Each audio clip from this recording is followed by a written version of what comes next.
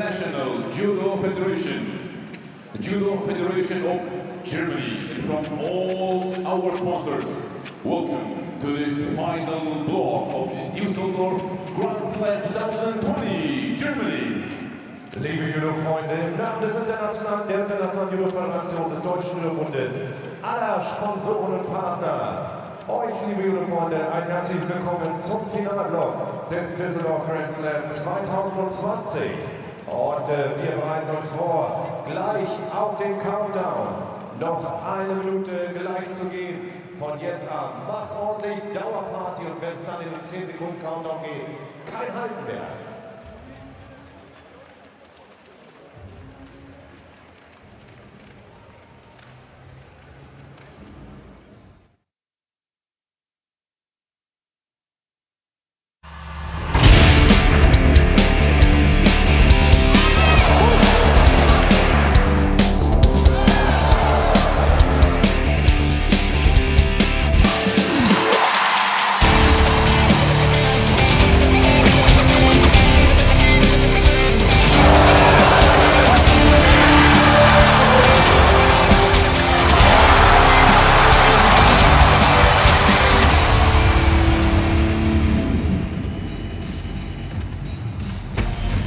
Well, a very big welcome to Düsseldorf and to this 2020 Düsseldorf Judo Grand Slam.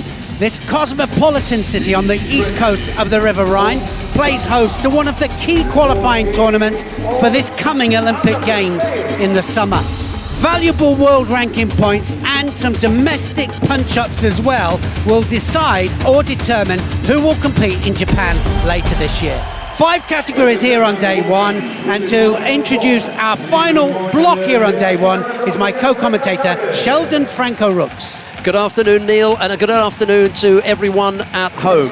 The first of the bronze medal contests features Sabina Giliazova of Russia. She's going up against the home favourite Katharina Mentz of Germany. It'll be Giliazova in the white judogi, Mentz in blue. The referee in the middle for this one will be Olivier Deros of France. Good crowd in for a Friday afternoon in Düsseldorf. It hasn't always been the packed stadium that we see on a Saturday and Sunday, but it's not bad. It's a good group in because it's carnival time here in Düsseldorf. It's absolutely party time out there on the streets of Düsseldorf, and it's party time in here as well because it's all systems go, and nice to see that we've actually we've got some home interest here with Mentz, Katharina Mentz coming out here wearing blue, and she'll be up against Giliazova of Russia. Giliazova of Russia in white here. Ippon, the main aim of the game here, to throw their opponent on their back with force or to hold them down for 20 seconds on their back. Arm lock or strangle for a submission, 2 other ways you can win on the ground.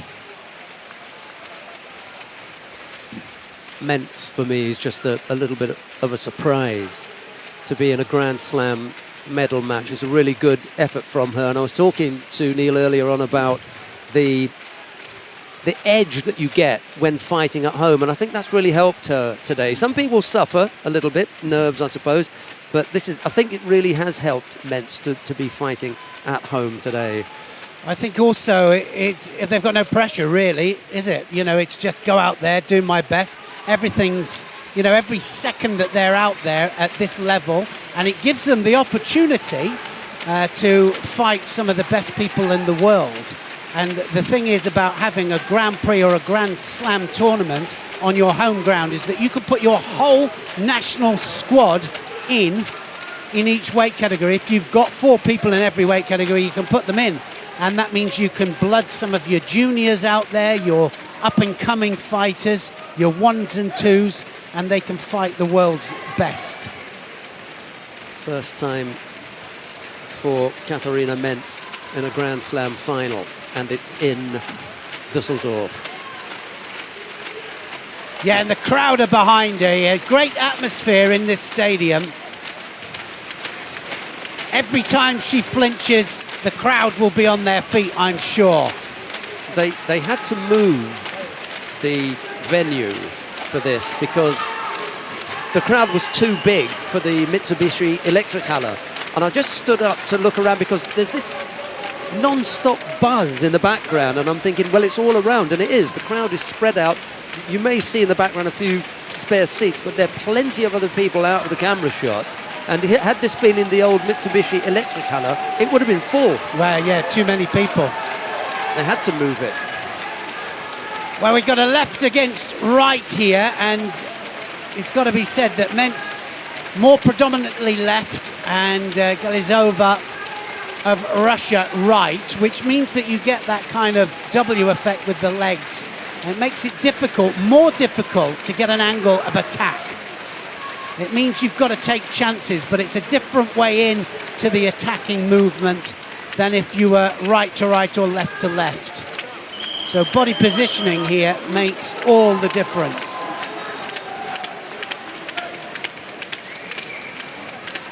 One Shido there. We can see the penalty system now in operation.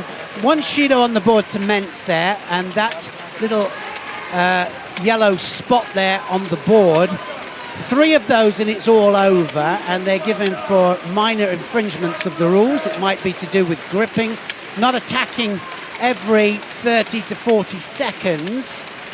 It might be an infringement of not holding the jacket in the right way or stepping outside of the area, but you can't afford too many of them.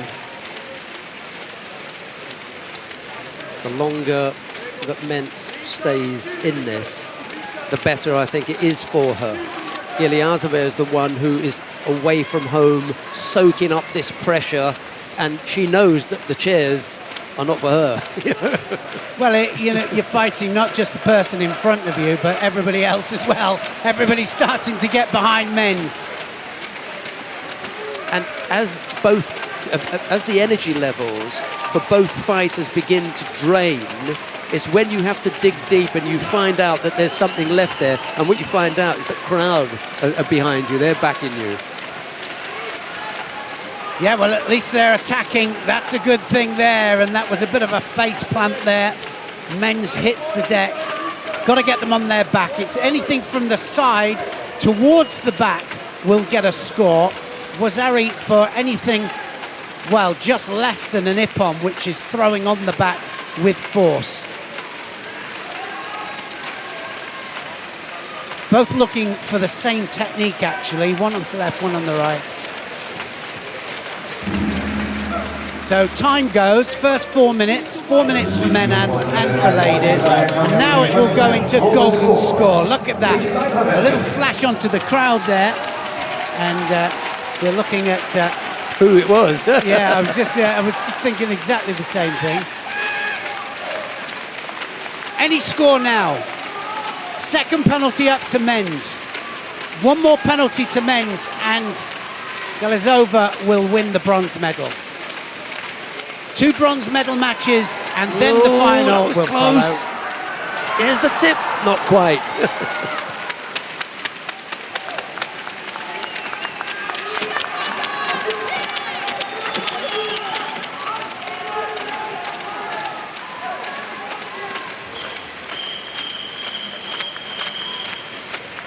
Well, I thought she used 2 hands there, Giliazova, to snap the jacket off. You've got to be a little bit careful how you take the particular grips off.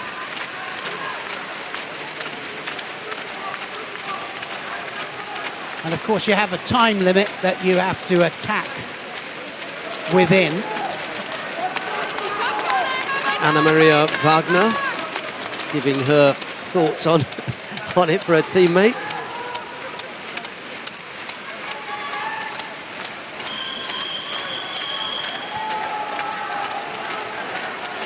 Now then, something's going to happen here.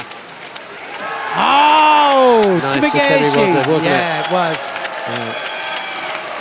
Good effort on the right side. Mentz has got to really, really dig deep here now because she can't afford to fall behind on attacks. She's still in this. Yeah, she could turn this, still could turn it. Trying to get the inside grip. And she tries the little feint to one side and then the Satemi Waza to the left, but it doesn't come off. Giliazova No. blocked that fairly easily, to be honest. Yeah, I was going to say, you can get penalised for just dropping, but you could see clearly there she really tried a good throw. She tried to throw, and it was intention is the main point. The bad news for Mentz is Giliazova is beautifully upright still. She hasn't lost power. She still looks as though there's something left in the tank, whereas Mentz is beginning to flag, isn't she? And for the first time, Mentz is back up on her feet before Giliazova. Well, is she going to steal it on her own ground? Going forwards now, not one penalty up there for Giliazova. It was close, wasn't it? It's climbing. Bleibt zwischen die Beine unter die Achse saugen an die Gürtel. Yeah, I'll do that. Well, the coach can only shout information to the fighter in between the mates or the breaks in the action, not while they're actually fighting. Good right-sided effort. They're both going for the same thing. Ouchi or Kouchi, and then the Sumigaishi.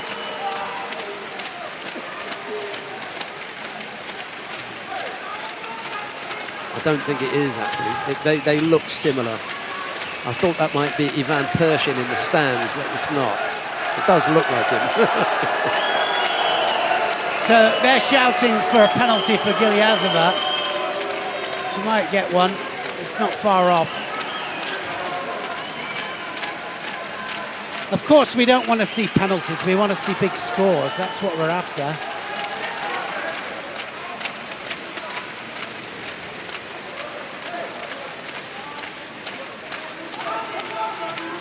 Straight up, actually, isn't she? Men's good condition. Yeah. I mean, they're 6.5 minutes into the contest here. And just those last few occasions, Mentz has been quicker to her feet. Again, the same thing. She's begging. You can see Giliazova just begging for this to be over. She come in now. It really is a struggle to get up. Well, that's slightly untidy effort from Giliazova. If she just took her time to get both hands on, she'd be stronger. No need to rush it. It's your opponent that's got 2 penalties. And no need to stop it. This is going well here. Oh, dear. Well, One more cycle would have been nice. I would have said so, because it's not like they're not trying to throw each other. Just let the fight carry on. And for a false attack. She didn't fight it, did she? She kind of knew it was coming, but anyway, Giliazova wins the first bronze medal under 48 kilograms. There's quite often a very thin line between false and failed. And on that occasion, Giliazova came off the better. This is the third Grand Slam medal for Sabina Giliazova of Russia. Right. Well, that was a good way to kick things off then. Good start. Now we can just have a little look at some of the highlights here. I don't think either one was really going to throw the other one for Ippon, but there was always going to be a score of some kind. That was frantic. Frantic.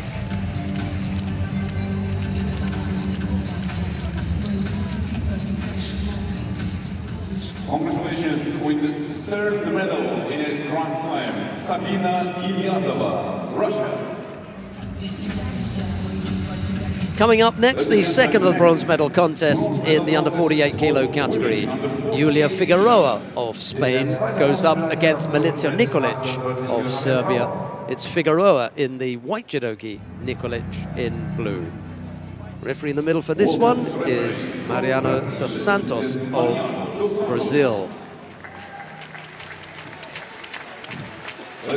And I said to Neil earlier on that Nikolic can from time to time get so close and then fall away. Hopefully, for her sake, that's not going to happen this time round. But Figueroa has had a fire in her belly today. It was absolutely vital that she outperformed her teammate, who was here and challenging her for this spot in the under 48 kilo category. That was the former Laura Martinez. That happened. Laura went out early on. Here's Figueroa fighting for a bronze medal at the Grand Slam. I think you're right as well. When you say that she's got fire in her belly, you know, they're looking, and I talked about domestic sortings out in this event. Many countries have sent, if they've got two in the qualification zone of the Olympics, they've sent them both here to see who comes out best. So they're fighting for an Olympic place from their own country, although they have to qualify points-wise and world ranking-wise for the Olympic Games through the world qualification. So, yeah, Spain in this category have got two that could go. Figueroa here, a Grand Slam win would really look good.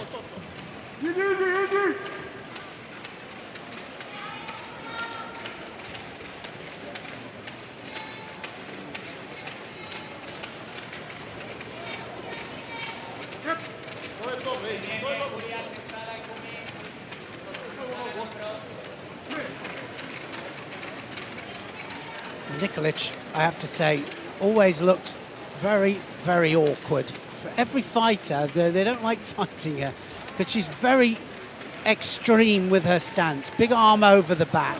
Look at that. Just unusual techniques. And almost catches Figueroa there. She kind of wraps the leg in, and it almost looks a little bit like Kawasaki, and she's got to be a bit careful that she doesn't entwine the leg.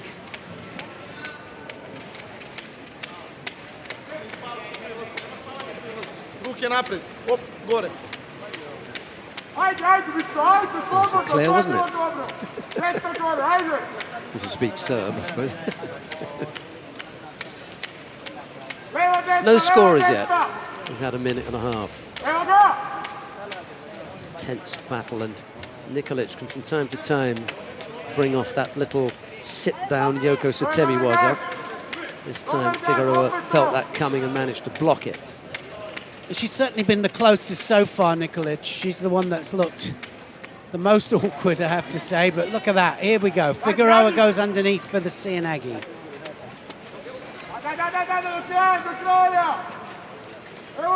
Looking for the turnover here. Oh, close, close. Well, she has a turnover that she does, Nikolic. And she's caught a couple of people just stepping across, and it kind of looks like a turnover, but she turns the opposite way than everybody expects, and she pins the shoulders, almost catching Figueroa there.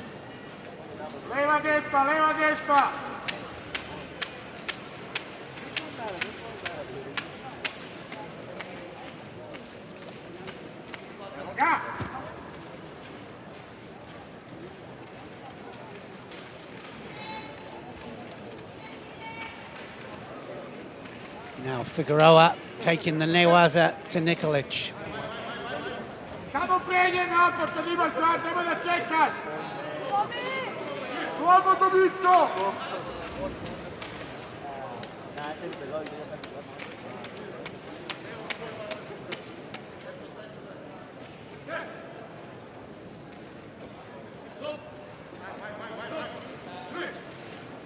Shido apiece.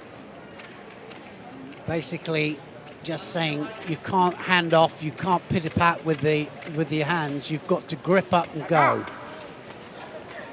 And that's exactly what Nikolic is doing.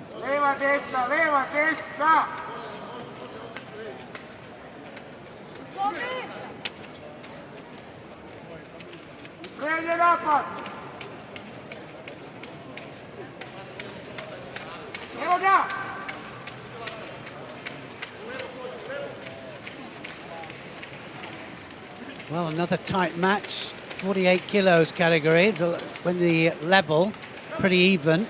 So you have matchups like this that is not a clear winner. Second Shido up to Nikolic, just for that drop. Got to get rotation. You have to get some kind of drive and direction.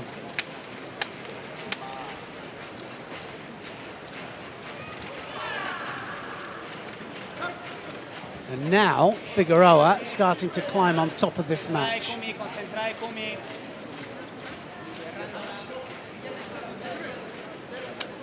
think Figueroa's coach there saying just concentrate and Your Spanish is getting better. well, Neil. it was one of those gut feeling.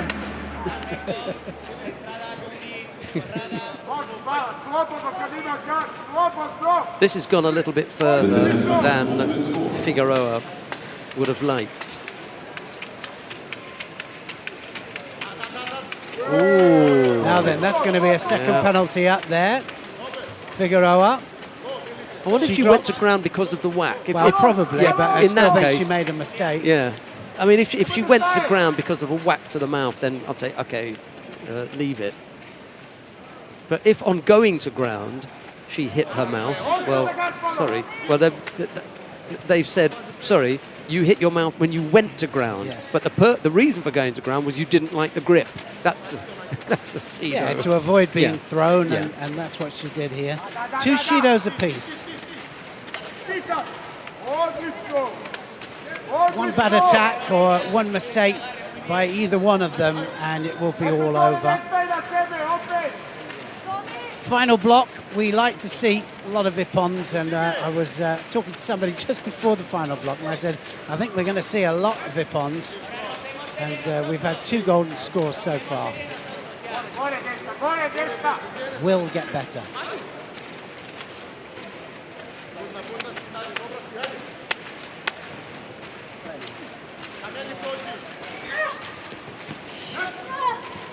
Second one was better. The first one was, well, I don't know where she thought she was going to drag her from. But having got to a poor position, she then made a little bit better of it and came up with a second attack that was good. That was not the best. Again, a kind of drag your opponent on. And this time the second one wasn't as good.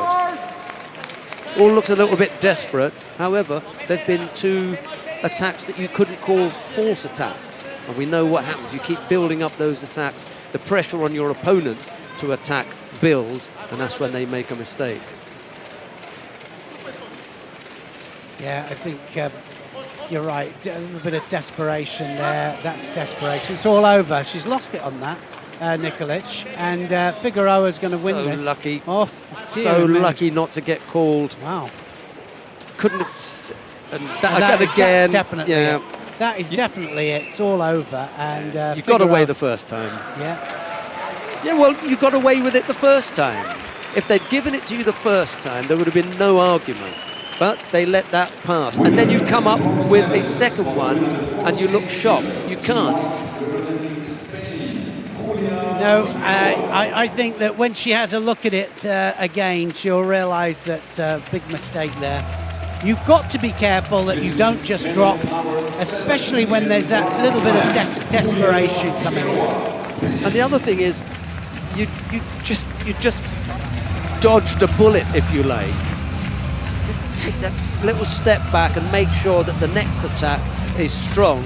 And oddly enough, it was weaker than the one before. Just got that little bit too desperate.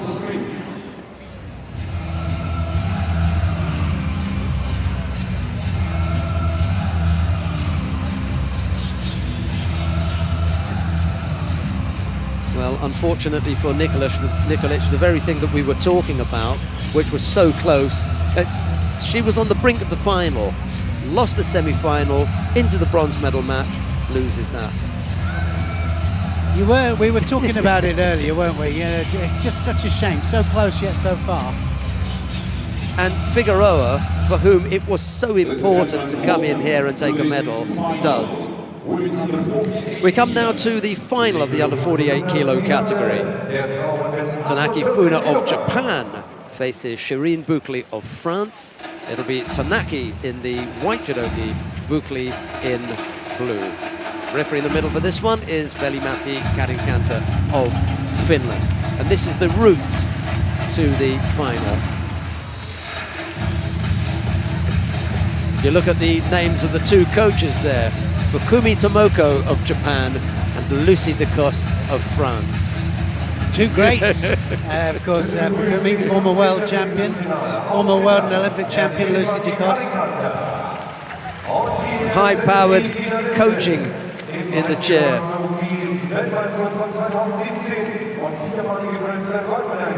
Japanese support up there in the crowd. Tanaki today has looked untouchable. Of all the Japanese fighting today, apart from Abe's looked way above anyone else. But Tanaki comes pretty close. Hasn't looked troubled. No, she hasn't. They've got a hell of a decision, haven't they? You know, do they put her in knowing that she's going to probably lose to Billedid at the Olympics, or do they go for the younger one? Very difficult. They've got a younger one, a junior world champion.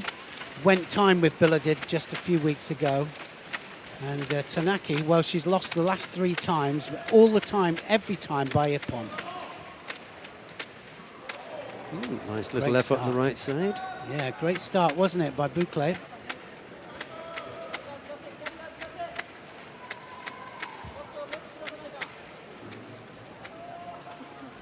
Well, I've got to admit to you, I haven't seen a lot of Bouclé, and she's in a major final here, and what I have seen today, been terrific.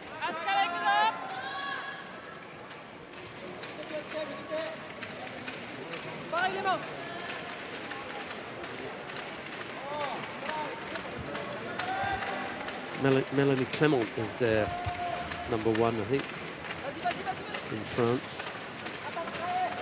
Melody Vougani as well. They've been searching for a 48-kilo fight for quite some time. Well, that big right arm there over the back of Tanaki is so usual, you know, for the Japanese. It's so commonplace. Sorry, for the French, because they like that big arm over the back. That's what they look for.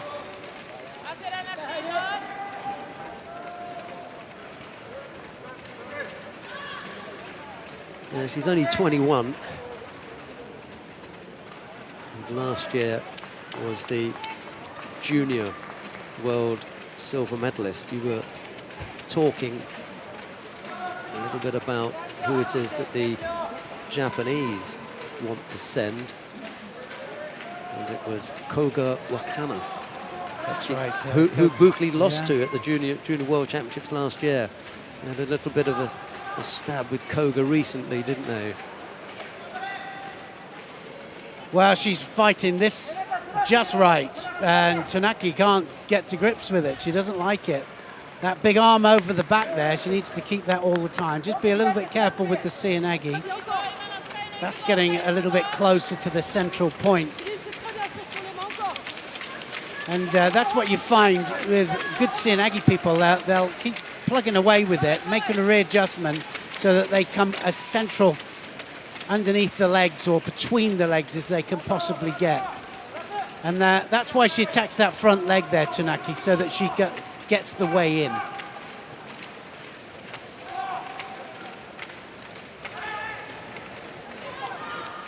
Great change of direction there. What a change of direction that was. Again, throwing over the other flank rather than just go one way all the time. You switch it to the other flank, and that's what catches your partner literally off balance.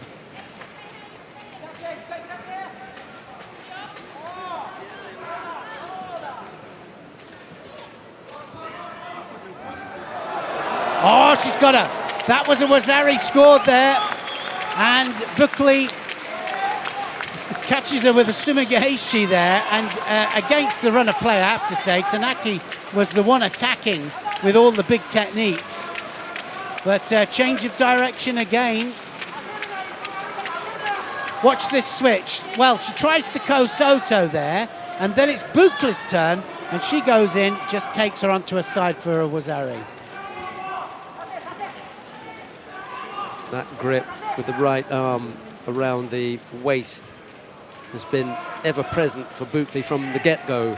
And she doesn't mind. You know, the thing is as well, you'd have to normally be quite careful with that because the inside grip from the Japanese will enable her to do a Seoinage, but she's been catching it every time, and Tanaki can't find her way in.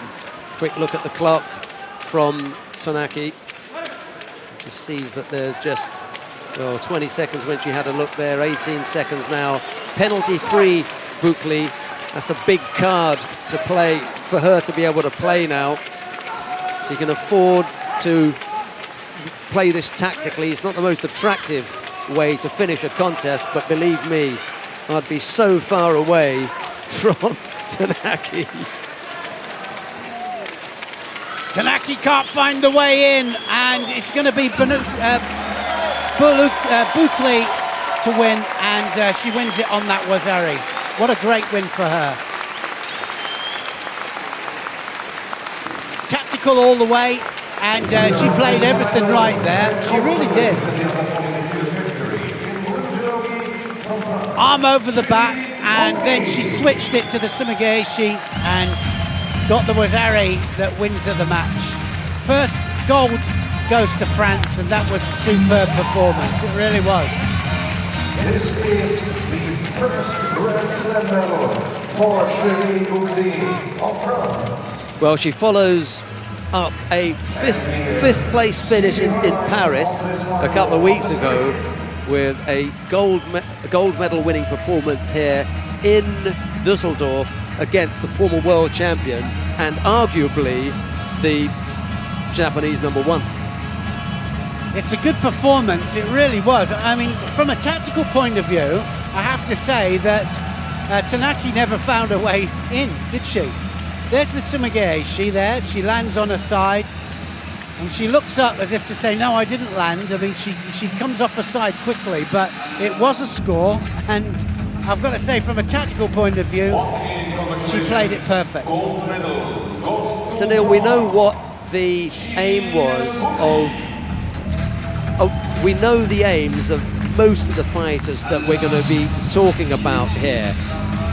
Tanaki had two things to do here. The first one was to take the gold medal. The second was to look good doing it. Well, the second one's out the winner because the first never happened. No, neither one was completed, was it? Job wasn't complete, I'm afraid. Next contest. We come now to the first of the bronze medal contest in the under 60 kilo category.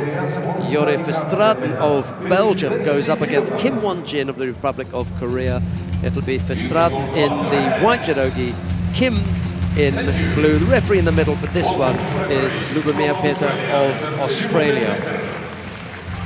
I've got to say, I'm quite impressed with Verstraeten. I've seen him several times. Here he is, and he's a little powerhouse, and he's causes trouble to every fighter.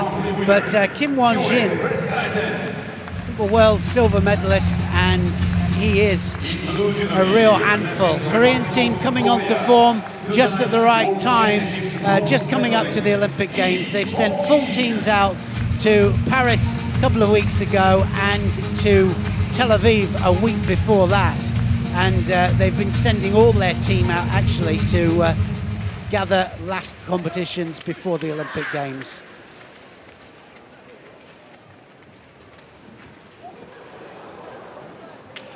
He has a great Seoinage, Kim. Big shoulder throws, but Verstraeten, as you can see, very, very physically strong.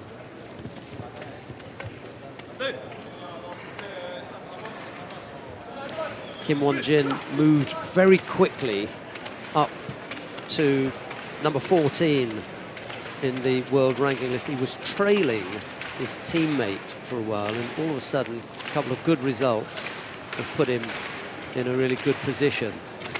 He was injured, actually. He was injured for a year, out for a year, and came back in. And well, that was almost, wasn't it, a direct attack into the Jujigatami there. You've got to do, if you're going to do any kind of stomach throw, and he gets it for it, he gets penalised for it. So what he did was Yoko Tomonagi, which is a standing throw, but it's a sacrifice throw, and then directly in for the arm lock. If you do two separate attacks, then it's allowed. If you do it all in one, it's not allowed. Kim Won-jin won the Grand Prix in Tel Aviv at the beginning of the year. He followed that up with a 5th place finish in Paris, and now he finds himself in the bronze medal contest in the Düsseldorf Grand Slam. So, as I said, they're getting stronger and stronger. They've had the strong. Oh, look at that! Beautiful Uchimata. That was so strong, and he just popped that in from nowhere, didn't he?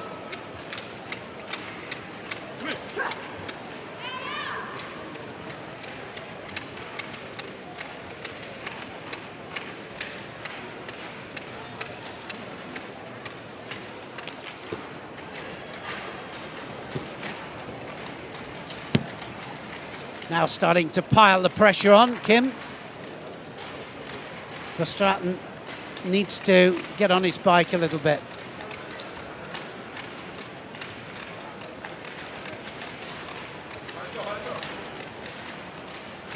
Looking for the inside grip. And Verstraeten's going to get penalised here again. Going to get a second penalty. Just off the pace.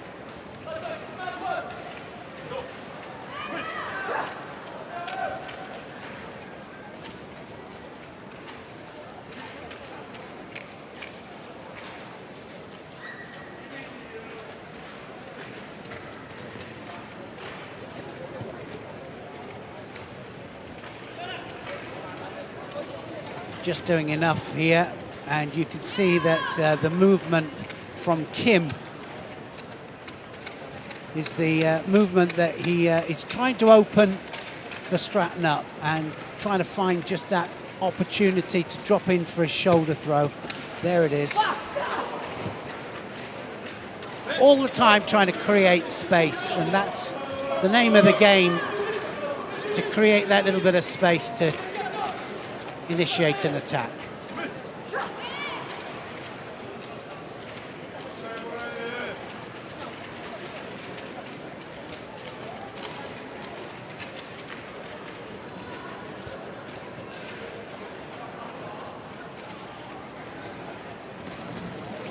And again in here, and Verstraeten just can't get going. He's just one step behind on the attacks. He's got one more last chance, I think. Third penalty up there will decide it. Oh dear.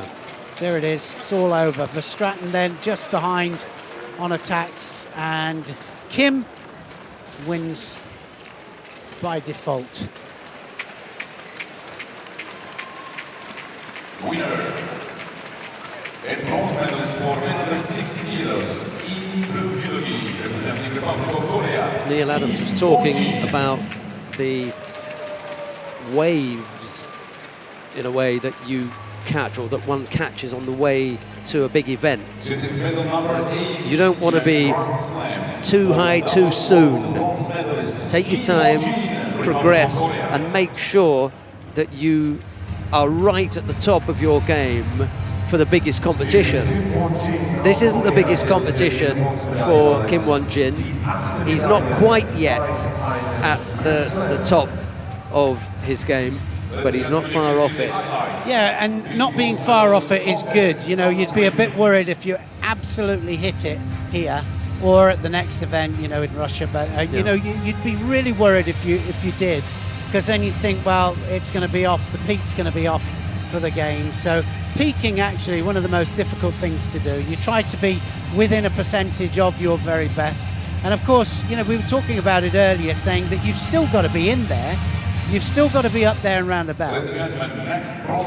We come now to the second of the bronze medal contests in the under 60 kilo category. Temur Nozadze of Georgia goes up against Tornike Chakadua of the Netherlands. It'll be Nozadze in the white judogi, Chakadua in blue. The referee in the middle is Roberta Chiulia of Italy. Please welcome judoka in white judogi, representing Georgia, 2019 Paris bronze and Baku Grand Slam silver medalist, Temur Nozadze. Some of the young judo fans enjoying this late afternoon of judo. They love their judo, don't they, here in Düsseldorf? They really do. I've got to say, the last 3 tournaments out, Paris last week was amazing, and Tel Aviv 2 weeks prior to that was absolutely stupendous.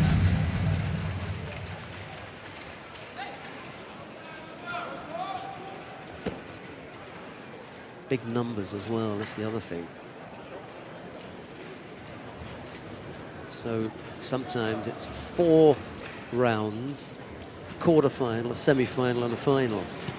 Well, I mean, it's 6 matches to win the gold medal instead of 5, which is the norm.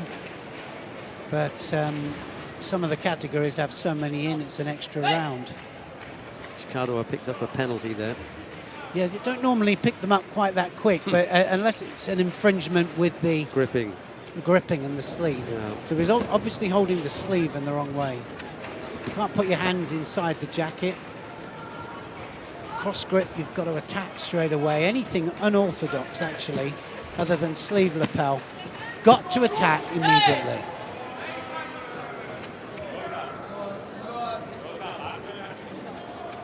So Bushido there for Nazadze as well for going outside the area.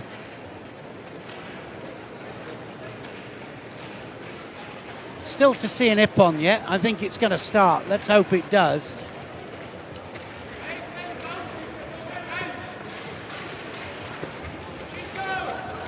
Both outside again. That started outside the area.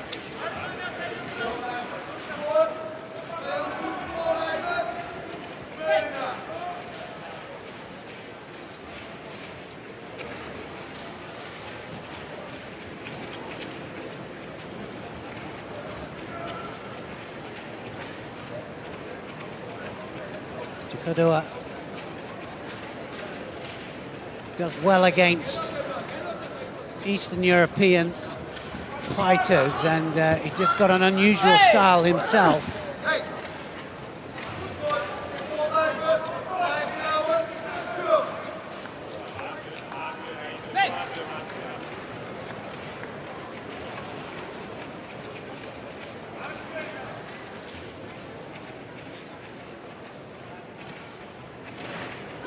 So one Shido apiece, still to see the throw.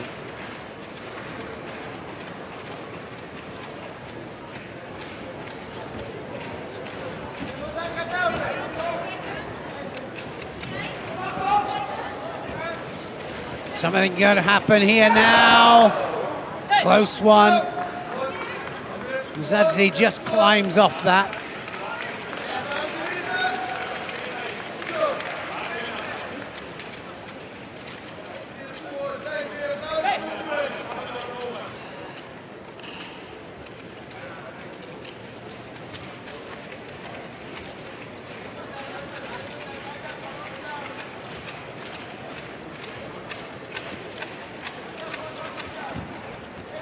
Looking for the Sianagi all the time here, Nazadze.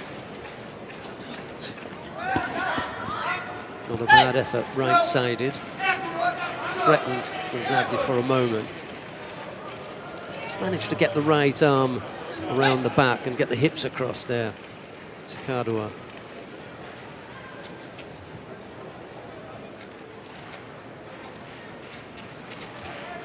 Looks comfortable, doesn't he?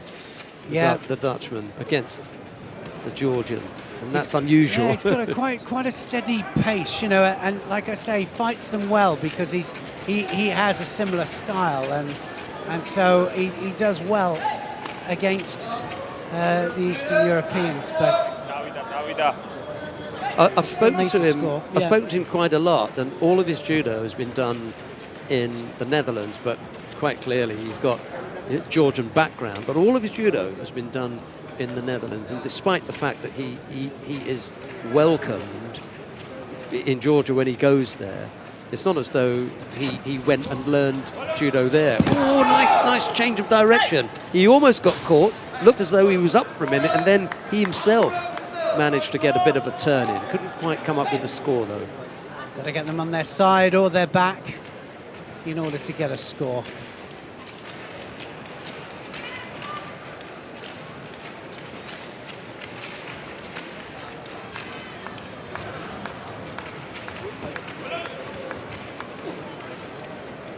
Better attack there from Nazadzi. Two different movements to get Jakadoa on his back.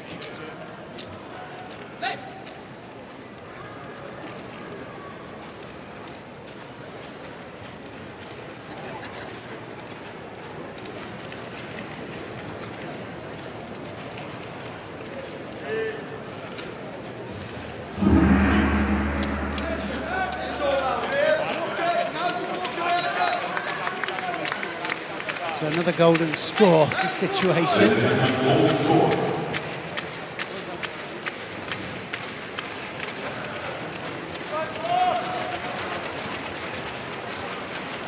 Any score now on the board. Any score from a throw, hold down, arm lock or strangle will win it.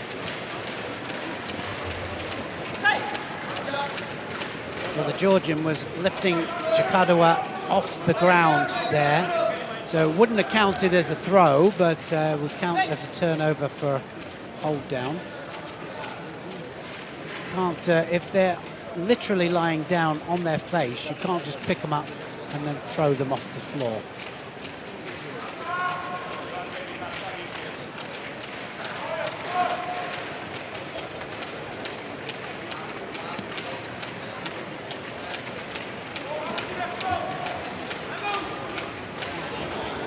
Well, that was unusual. That's definitely not in the Gokyo, that one. I don't think I've ever seen that one before. Jakadoa took a bit of a bump to the head there. Just his knee, Natadze coming up and caught Jakadoa on the side of the face with his knee, but he was straight onto him to apologise. Yeah, I don't think we're in a fighting sport. It's hard sport, isn't it? We take bangs to the head and to the body, but it's not done purposely. Not with intent, anyway. Sianagi again, 2 times this time. And, well, possible penalty here, Jakadoa. He would have liked to have had a little more of the competition area to work with there, Jakadoa, because after the second effort, he wasn't in a bad position for a Yoko Satemiwaza.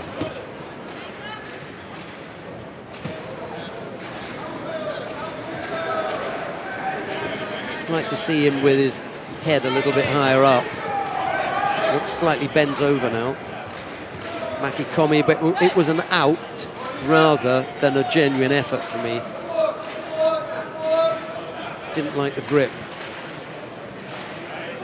And now he picks up the penalty. I'm not surprised there. Second one up, and one more, and it'll be all over.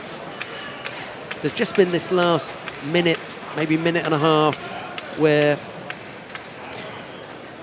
the golden score period has really shut Jakadoa down. He's got to find a way back in now. It was a good effort. Yeah, it wasn't far off, was it? Nazadze had to scramble a little bit to get out of it. Maybe just before that happened, Nazadze had ducked underneath. Maybe that's why it was close to coming off. It was that side.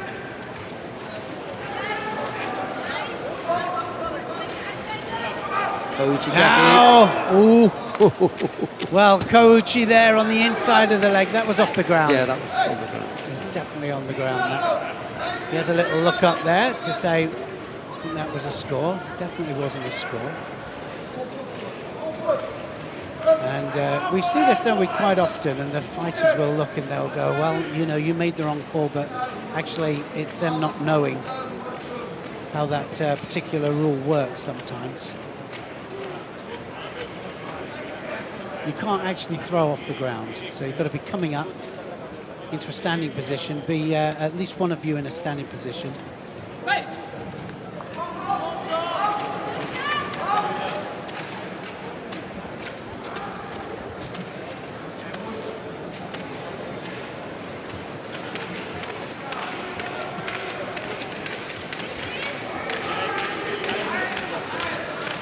One score then.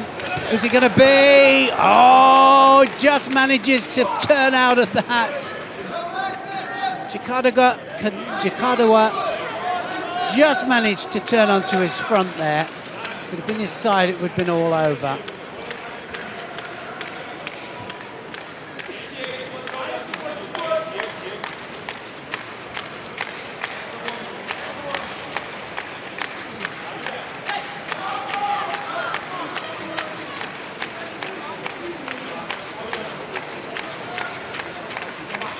Now he's got to try and bring it back now.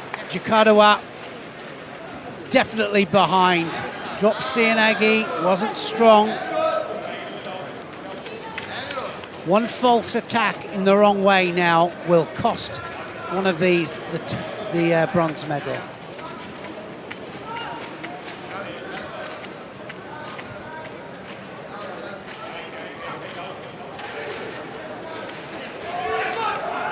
Something's going to happen. So Jikadawa now still off the ground, and again he's looking there as if to say, yeah, I think that was my score, but it wasn't a score, it was off the ground.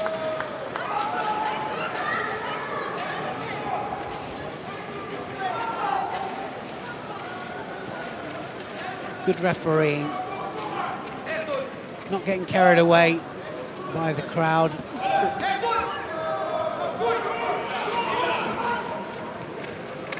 Soda Makikomi there from Jikadawa. 4 minutes in, so 4 minutes into golden score, that means 8 minutes that they've been fighting for.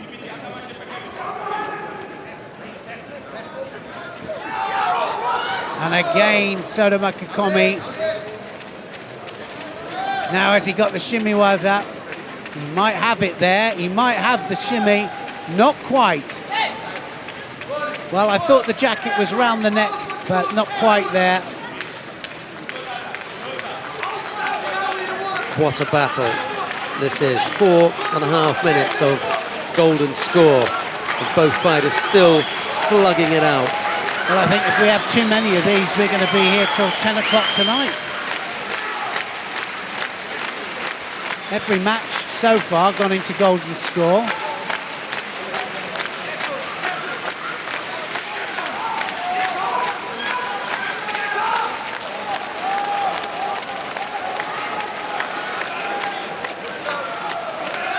And again off the ground.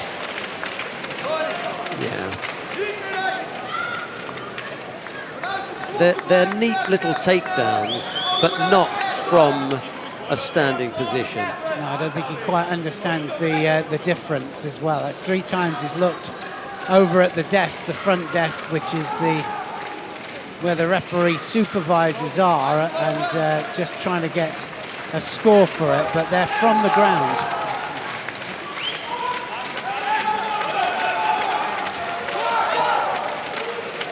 Saying that, he's definitely the one that's initiating here, Mizadzi. Has to come back with something now. That line is a very, very thin one. He's right on the edge. He does come up with a big attack. Well, that was a good one. Strong attack.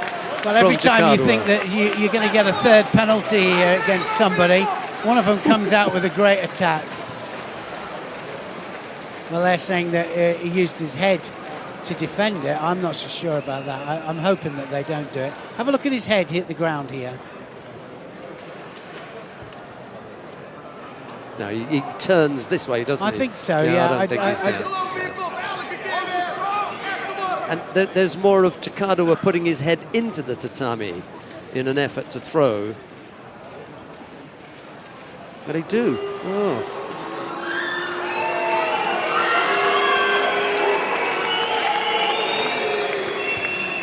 Well, yeah, the crowd don't like it, and I think maybe that was a little bit of a twist in there, but, you know, that's a matter of opinion. The supervisor said no, it was head down to defend. And ladies and gentlemen, the winner and bronze medalist for men under 60 kilo in blue judo for the Netherlands, Well, an unfortunate end, really, to what turned out to be quite a gripping battle between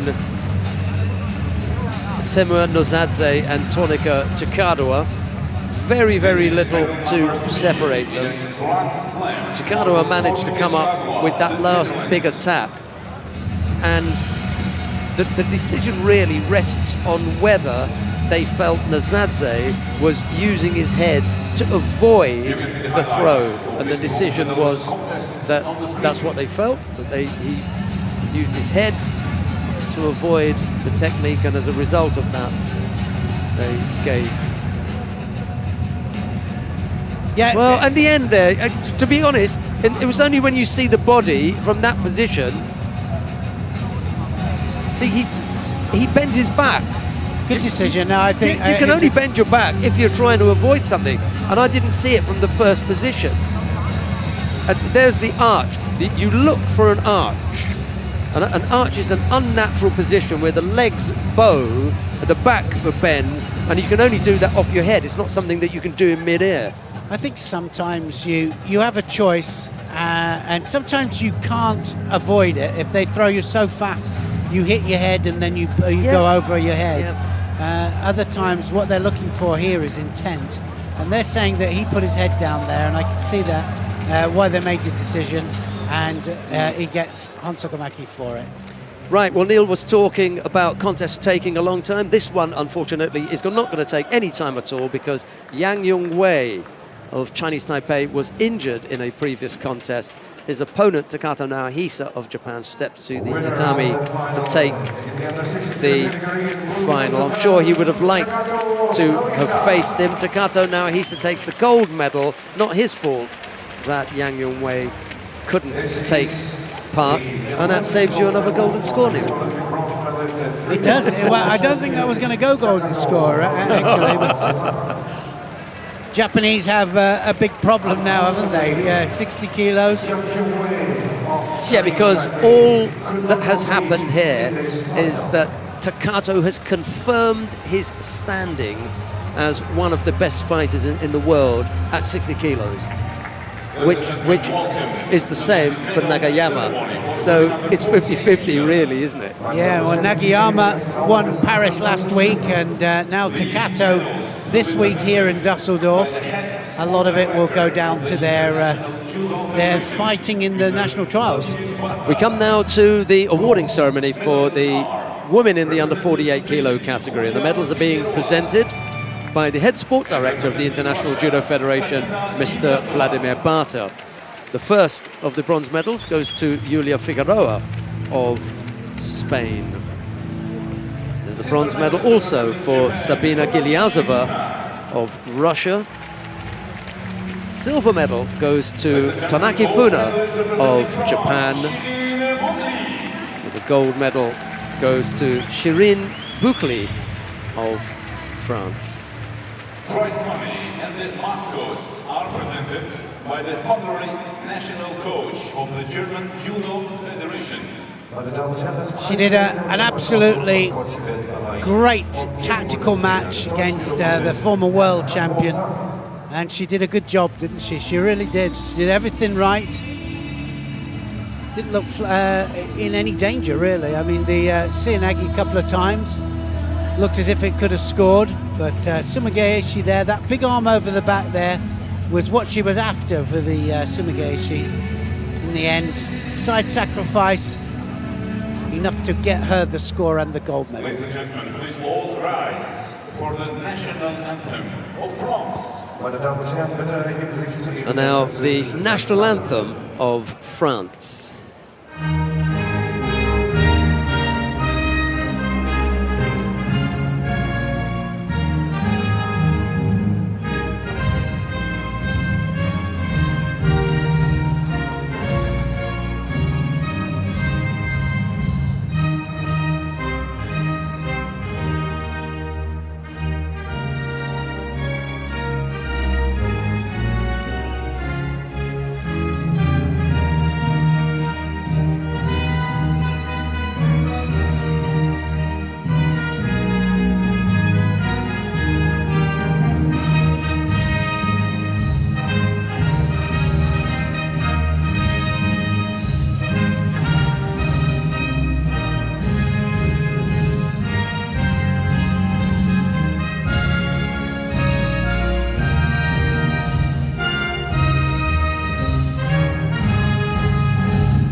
Thank you. Neil spoke about some of the headaches that the Japanese team have got with regard to selection. I'm not quite sure whether the French have just given themselves a headache with selection, with Shireen Boukley having won the Grand Slam here in Düsseldorf, because she's just done something that her teammate has not done, which is to win a Grand Slam gold medal, and she beat the former world champion in the bargain. However, on Melanie Clement's side, Melanie Clement has defeated Daria Biladid. Oh, sorry. Yeah, it's a difficult one, isn't it? You know, how do you kind of balance that one up? But look at that. You know, they've got two now that they can. You know, and that kind of pressure puts the other one on top, doesn't it? Interesting. Decisions. Yeah, well, great. What a position to be in. Right, we come now to the first of the bronze medal contests in the under 52 kilo category. Angelica Delgado of the United States of America faces Gilly Cohen of Israel. It'll be Delgado in the white judogi, Cohen in blue. Referee in the middle for this one is Orlando Cruz of the Dominican Republic. Yeah, they fought each other once before. Cohen coming out the victor. Then, nice to see United States of America, though, fighting for a major medal here at the Grand Slam. Delgado want to come away here with a win. Of course she will. And I know there'll be a lot of American support watching live right now.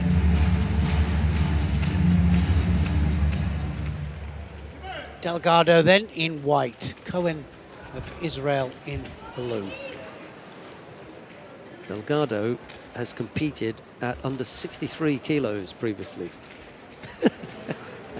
It's hard to believe. Is that right? I thought, Yeah. I thought it was 57.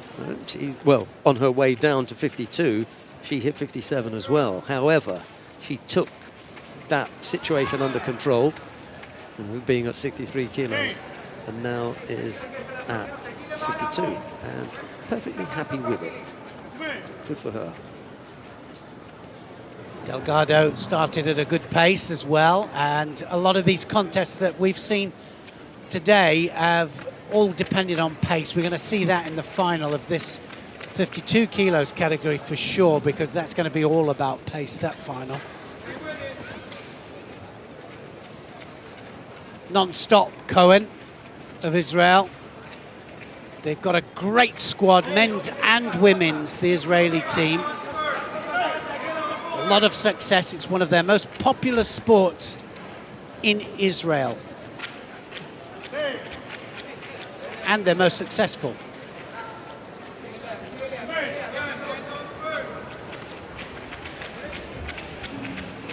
Cianagi standing. Oh, she's going to get a score for it. Delgado, beautiful Cianagi that was. Just exploded in there. Talk about standing Cianagi. Readjusts, and Cohen goes down onto her side. And it's gone over a second time. Wow. What a win for Delgado. That was absolutely superb. Second one took her over for a clean Ippon.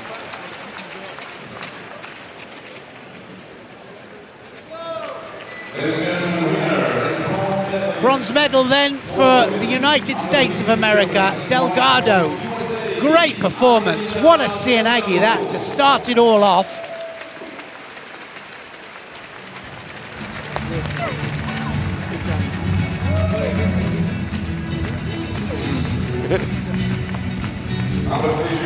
Well, they're tears of happiness, I promise you that.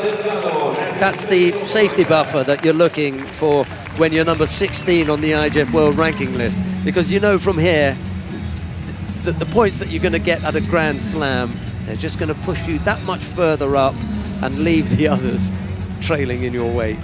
Yeah, well, exactly. And, well, we see on the highlights here how... well, there's the Ouchigari that finishes it off. Change of direction completely. Look at it, hopping Ouchi and flat on her back there, absolutely. Well, it was given Wazari actually for the 2 points of contact, so Wazari was Etiepon, but even so, it finishes it off. Great performance from Delgado. Great performance for the United States. And what a bronze medal. Like you said, Sheldon, what a great buffer for her. And I wouldn't be surprised if it doesn't take her quite closer to being in the top 8. Remember, the top 8 of the Olympic Games get seeded away from each other. And that's what some of the top seeds will be looking for. And I think that the next thing that follows on for this for Angelica Delgado will be the concentration on the Continental Championships, where you don't have any of the Japanese, there's no French. So that's what she's going to look at, I think, next. Do well there. Right, we've got a second bronze medal contest in the under 52 kilo category coming up now. Lagfasuren Sosobaram of Mongolia goes up against teammate Bishrelt Korledoy. It'll be Lagfasuren in the white judogi, Bishrelt in blue. The referee in the middle for this one is Ioana Babiuk of Romania. We talked about getting things sorted, domestic sort-outs here, and this domestic sort-out is actually on the big stage. And we haven't had many head-to-heads, have we? No, not from on the big stage. I mean, they sort it out at home, or they might be after the same points at different events. But this is an absolute one. So get out there. There won't be any coaches out there unless they're personal coaches. No, definitely not. There's nobody out there in the dugouts. Bishrelt needs to win this to close the gap on Lagfasuren. Yeah, Lagfasuren is 2-0 up in the last 2 meetings. Bishrelt is the relative newcomer, 18 months, I suppose. But again, you know, nice to have that kind of problem. When you're a team manager, you just think, well, yeah, we'll just send them out. And I had it at under 71 kilograms then, but I had 2 fighters that were absolutely not a lot to choose between them, and they weren't too happy about it, but then you have to do it sometimes. Both fighters penalised for avoiding to take a grip. Well, they know each other, don't they? They've probably trained together as well, or have done a lot over the past. They're going to have to grip up, because this could be another couple of penalties if they pat each other off too much.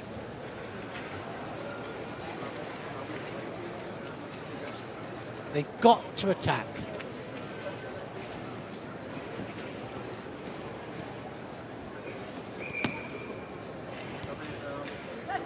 Definite drop there. They'll give Hagvasuren second one.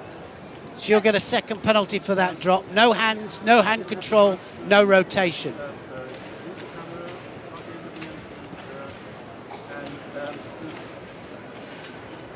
Well, you can see there a lot of pressure on these two here.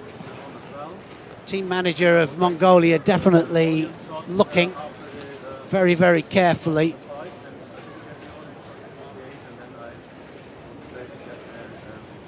What's the difference in their world ranking, Sheldon? Lagfasuren is at 18, Bishrelt is at 26. 2,700 points for Lagfasuren, 1,900 for Bishrelt. A 5th place finish would give Lagfasuren points. A bronze medal, well, it's not really going to do it, to be honest. But like we said before, it's not the one with the highest. Once Bishrelt breaks into the qualification position, then it's down to the federation to decide. Or the National Olympic Committee. Sometimes they make the decision. 2 Shidos apiece and a negative match. Hagvasuren now with a really good attack. Tries it on the other side this time. Now up to Bischelt to do something. Both on the sleeves, have to attack immediately.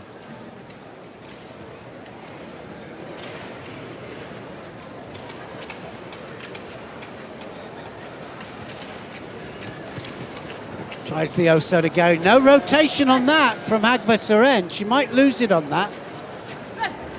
They're going to let it carry on one more time. One more of those and they will lose it. Either one, actually.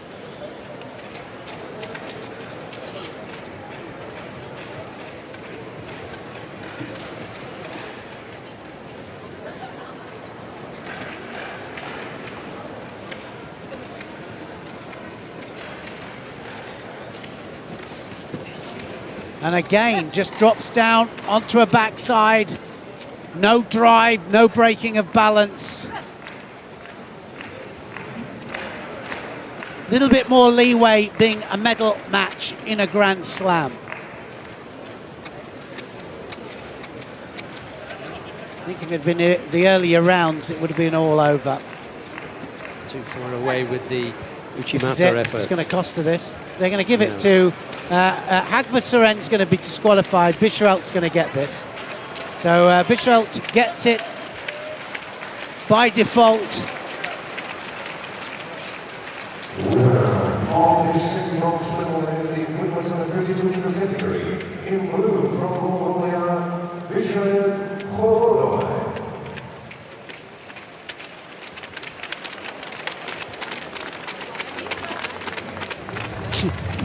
Bischelt with her celebration there. I suppose Agva Seren would have given us the same celebration. Yeah, I mean, you know, people will look at that and just go, well, what really happened? But nothing happened. That's the whole point. Yeah, we have to be honest and say that that was not the most exciting contest that we've ever seen, but that can happen from time to time, especially when you've got fighters that know each other or know one another so well, and there's so much at stake there, neither wanting to give anything away. I think that could have been stopped probably two Cycles attacks before, yeah, 2 cycles before.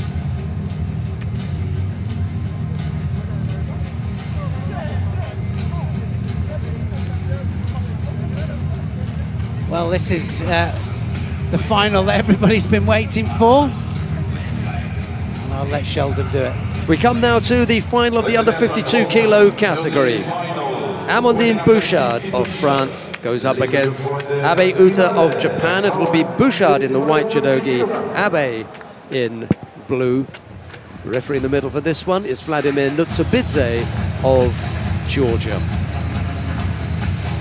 Amandine Bouchard is the person that broke Uta Abe's 2-year record, I think, of unbeaten record, and she did it by just absolutely grinding her down and spoiling the supreme, wonderful technique that Abe Uta has. She's the current world champion.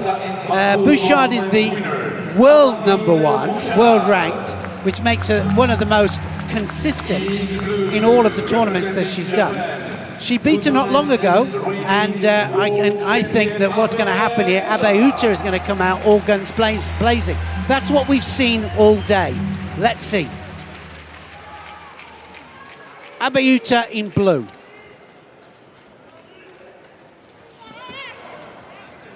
Don't go there. Don't want to be on the ground with Abe, especially in the middle of the tatami. Well, it's the transition, isn't it? That's the key point with this. The Japanese ladies have so much success with their transition from standing down to ground. Trap a leg, and then the leg comes out. But look at this. Abe straight onto the attack here. Saying that, she can't stop for 1 second because Bouchard, out of anybody in the world at the moment, is a spoiler of parties, and Abe straight into the attack. Shido up to Bouchard. She hasn't, well, I mean, 3 or 4 attacks by Abe. I think in a match like this probably could leave it just a little bit longer, but we'll see. She hasn't really got to grips with it yet, Bouchard, and she's been slow to do that all day. Sometimes just a little bit, takes her a little while to get into it. I suppose I got carried away with just looking at the contest rather than remembering what the rules actually say. And to be honest, Bouchard could have been given a Shido even earlier. Because when you looked at the clock... Went nearly a minute. It was already a minute. It did. We haven't seen anything no, from her. No, nothing at all. But it never looked it never looked negative. That was the thing. But there was no attack. No, and the thing is, she's always dangerous, Bouchard, and she's always looking for the opportunity. Easier said than done when you're fighting somebody like Abe, who's the world champion, and just absolutely amazing technique. She knows that if she drops her guard for 1 second here, Bouchard is going over the top. Got to go now. Well, she went the wrong side there. Just change the grip. Yeah.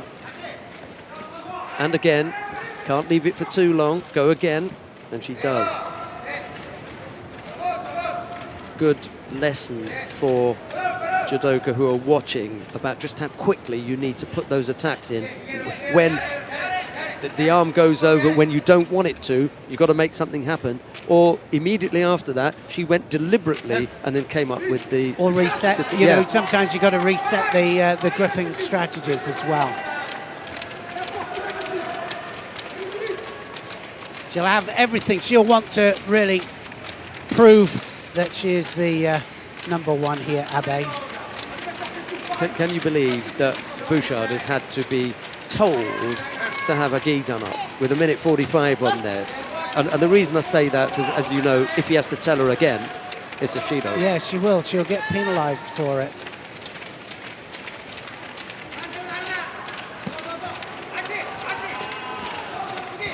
Now using her feet, Abe, in order to break balance.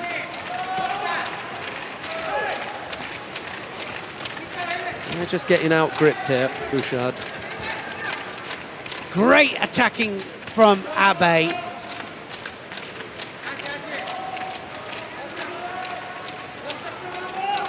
Best two in the world here, fighting it out prior to the Olympic Games. Could be the Olympic final, this.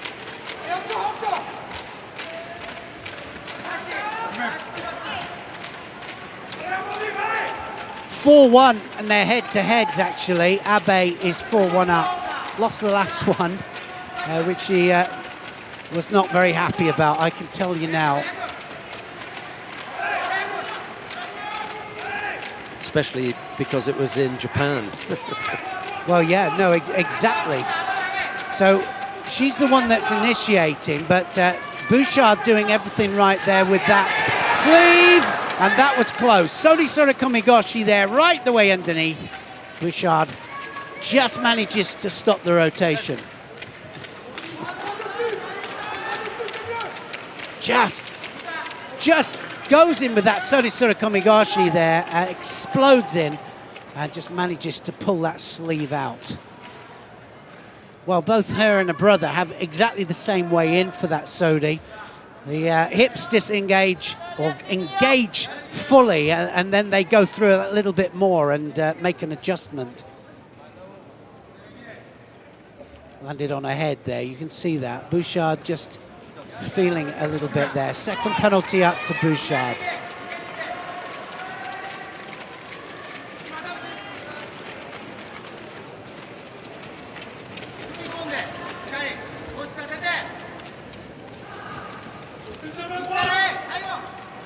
Doesn't look as though she's even breathing hard, Abe.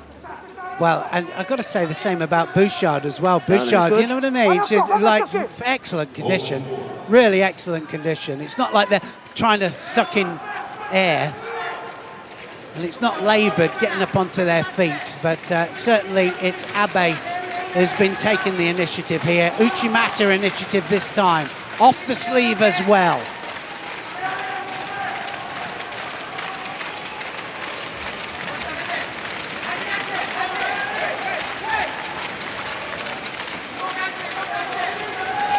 Got to be careful she doesn't just keep trapping that hand down here, Bouchard.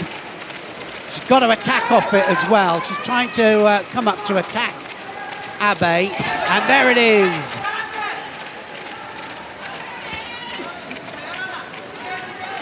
Not a good place to be, this, for Bouchard.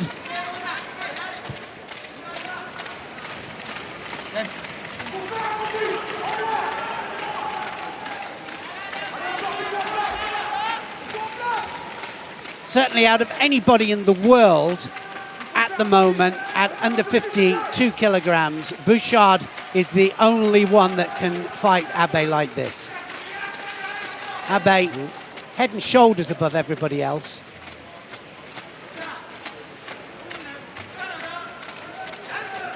A little bit of a clash there, left Bouchard the worse for wear. Ready to go again. Very cool, calm and collected, Bouchard. Now she has to go in. Bouchard behind on attacks now for sure. And even when she does have a good sleeve grip, the control, she's not able to do anything with it. No, she's definitely not attacking with it, is she? That's for sure. And then it ends up looking defensive. Another couple here, and I think it's going to be all over. Bouchard trying for the Kosoto there. She scored magnificently with that earlier.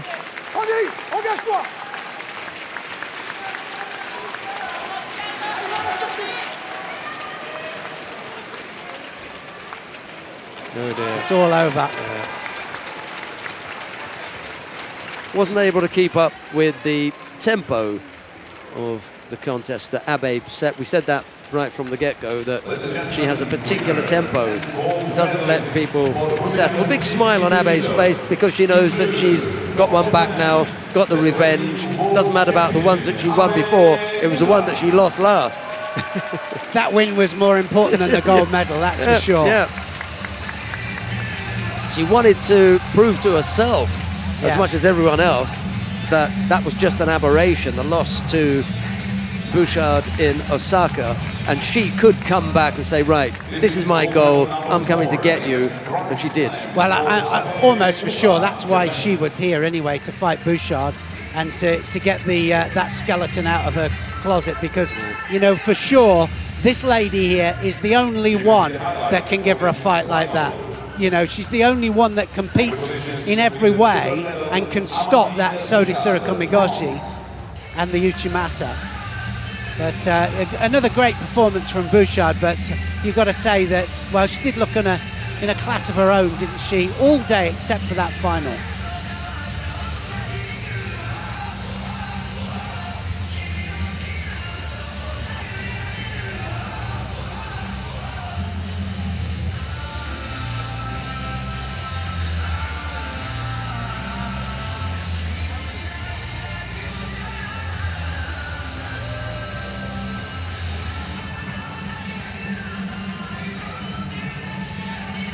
Just 19 years old, Abe Uta. That's the smile that we remember. Well, like I said before, she was so upset with that loss against Bouchard there. She's probably here just for that. But magnificent performance, and that will put her in really good spirits for the Olympics. We come now to the awarding ceremony for men in the under 60 kilo category. The medals will be presented by the International Judo Federation Ambassador, IGF Hall of Fame member, and Olympic The champion. medals are being presented by IGF Ambassador, Olympic champion Robert van der Waarde. First of the bronze medals goes to Tonica Chikadua of the Netherlands. There's a bronze medal also for Kim Won-jin of the Republic of Korea. Silver medal goes to Yang Yung-wei of Chinese Taipei. But the gold medal goes to Takato Naohisa of Japan. A pity that we didn't see that final. It would have been an interesting one, wouldn't it? It would have been nice, but injury there to the to Yang of Chinese Taipei, and it was a shame that it ended that way. But what a performance from Takato! Did what he had to do, and he knew that he had to do it in style, and he did just that.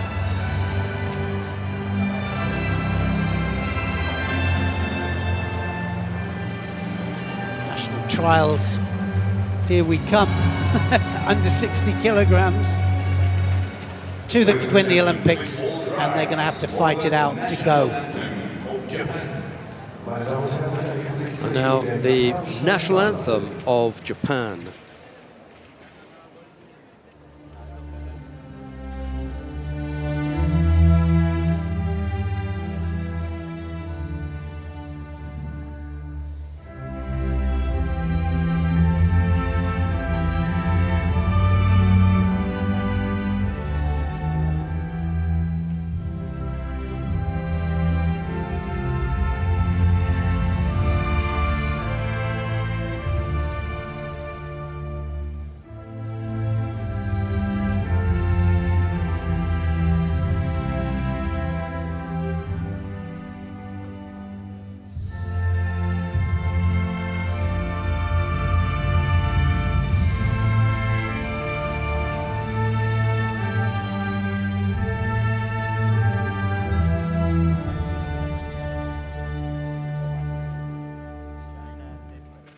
Thank you very much.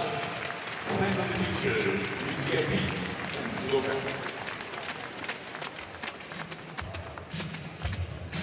Your applause, please. Liebe Freunde, Ihr Applaus für die Medaillengewinner bitte.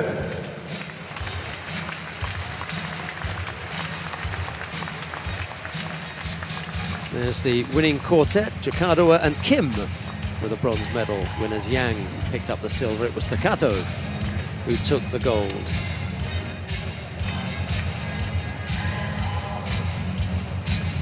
Five weight categories that we're bringing you in this final block. We've had the 48 kilo category. Shireen Bouclé of France won that. Neil and I lucked out there, having picked Tanaki Funa. Anyway, we can come now to the first of the bronze medal contest in the under 66 kilo category. Alberto Gaitero Martin of Spain goes up against Bozidar Temelkov of Bulgaria. It's Gaitero Martin in the white judogi, Temelkov in blue. The referee in the middle for this one is Yevgeny Raklin of Russia. Well, I know we keep talking about world ranking points and how important they are, but we're on the final kind of run into the Olympic Games. Top 22 from every weight category get automatic qualification, but you've got to qualify within that, and that means that you pick up world ranking points in competitions on the IJF World Tour, and then you get a world ranking. Some are not qualified yet. Some are trying to get into the top 8, which will give them give them a ranking straight into the Olympic Games when they get there later on this year.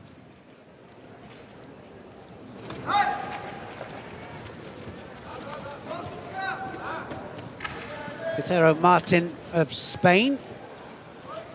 The last time they fought, he was one up on their head-to-heads. So it's just 1-0. Temelkov, though, having a really good day here. Looking for the Jujigatame. Oh, no, he's got the Shimiwaza. He's got it. Oh, and he tapped out. And Gaitero Martin there of Spain was right onto the net immediately. And he gets the hip on there from submission. Temelkov trying to wrap himself, trying to move away from the strangle, but the jacket was wrapped around the neck, and that was great stuff. Great transition there from the Spaniard.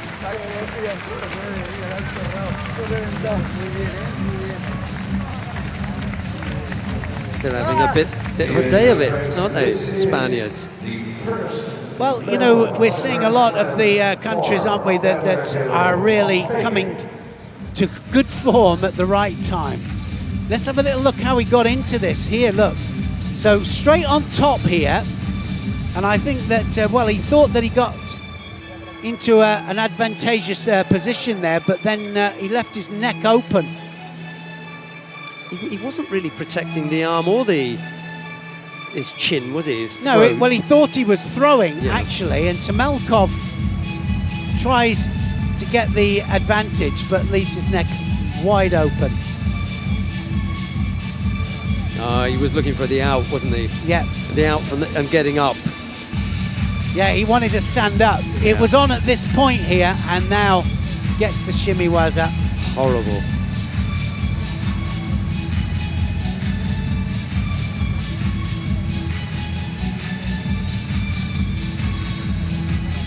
More like a Katsuji Jimmy, I think. But yeah, catches his own. So it's Ryoti Jimmy, I think, catches his own jacket.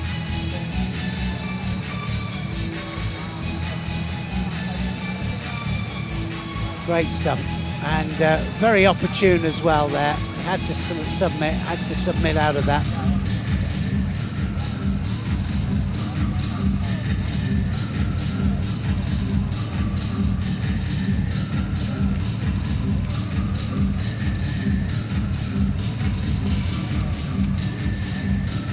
Well, having had a few golden scores previously that slowed us down, we've raced through them, and we come now to the second of the bronze medal contest in the under 66 kilo category. Bagration Niniashvili of Georgia goes up against Yakub Shamilov of Russia. It'll be Niniashvili in the white judogi, Shamilov in blue. The referee in the medal for this one is Artur Fando of Belarus. Now, please welcome judoka. In white judogi, representing Georgia, 2018 Antalya Grand Prix winner, Bagrat Niniashvili. In blue judogi, representing Russia, 2016 Abu Dhabi Grand Slam winner, Yakub Shamilov.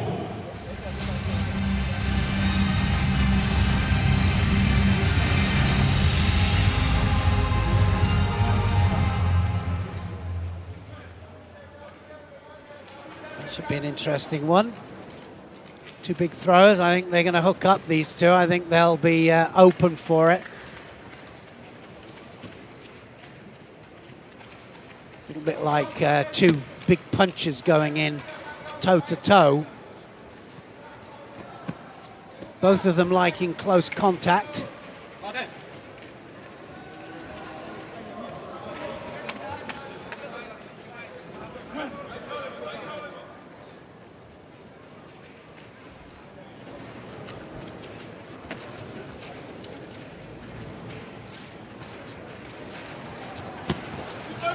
Tomanagi. Shamilov got movement in that Yoko Tomanagi. Look how he draws off to the side there, and beautifully executed.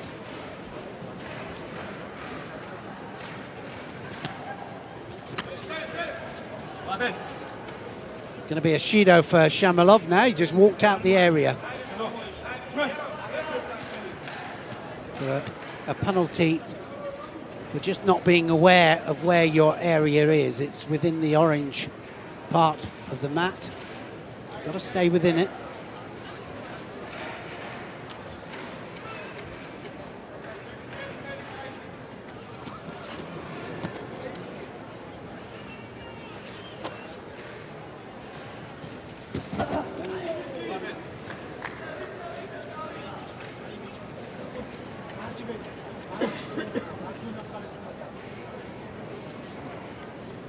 Well, they're having a look to see if he went against the arm there, but I don't think it was intentional. So when you come in for any kind of shoulder throw, you can't go against the arm that or lock the arm at the same time.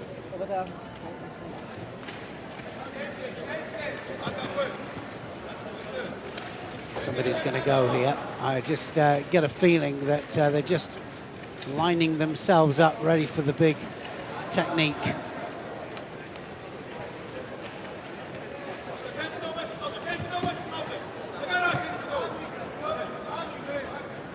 Well, that was part of a movement, so that won't make any difference. Shamilov won't get penalized for that.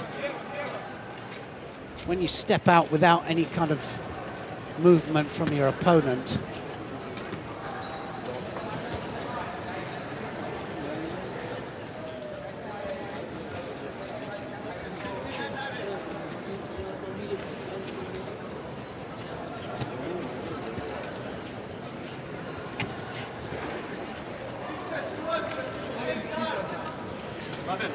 left against right, can't catch the sleeve.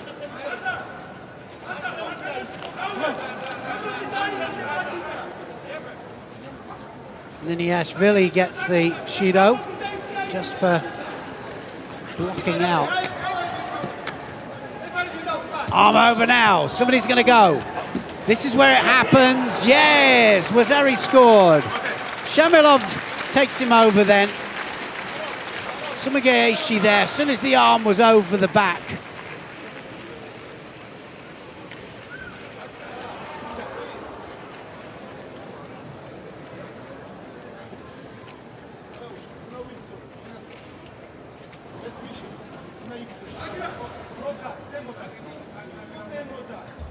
Shamilov looks as though he's done a few rounds.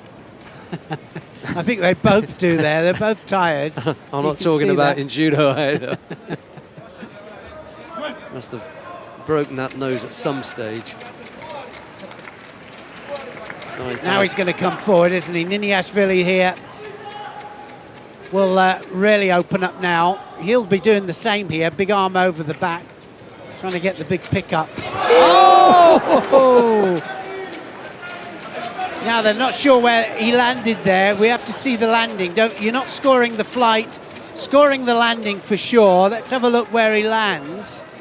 Probably can't see from this angle here. Well, that looked like a score to me.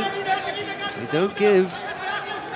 Must have been that lower part of the body. Just that top part looked okay to me. No, from this angle, we haven't got the other side. Yeah, no, and the big advantage, of course, top table has 4 different angles. They have a look, see where the landing is, and they get it right, of course. The other thing that made me think probably not was there was absolutely no movement from Artur Afando, the referee.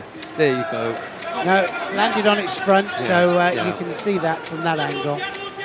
Second Shido up to Shamilov for his drop there.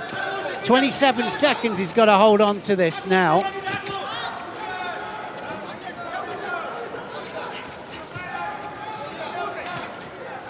One big attack from Shamilov. There it was.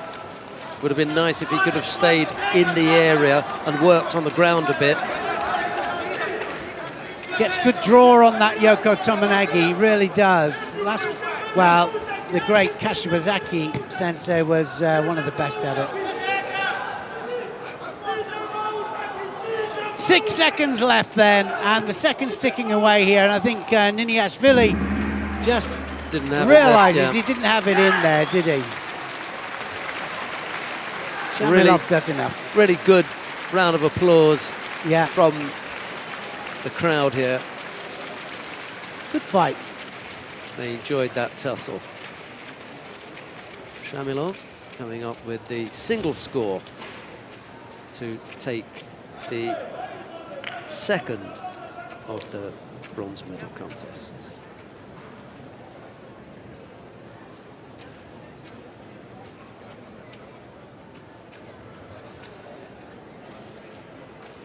Winner and bronze medalist for men under 66 kilograms in judo, representing Russia, Yakub Shamilov.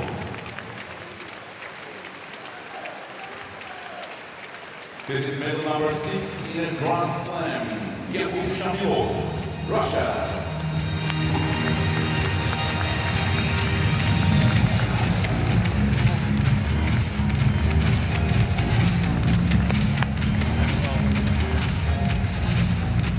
Ladies and gentlemen, you can see the highlights. So good performance from Shamilov, just does enough to steal the match. dominant grip over the back there. Georgian or Russian.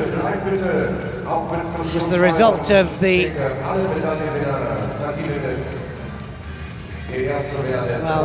scoring technique.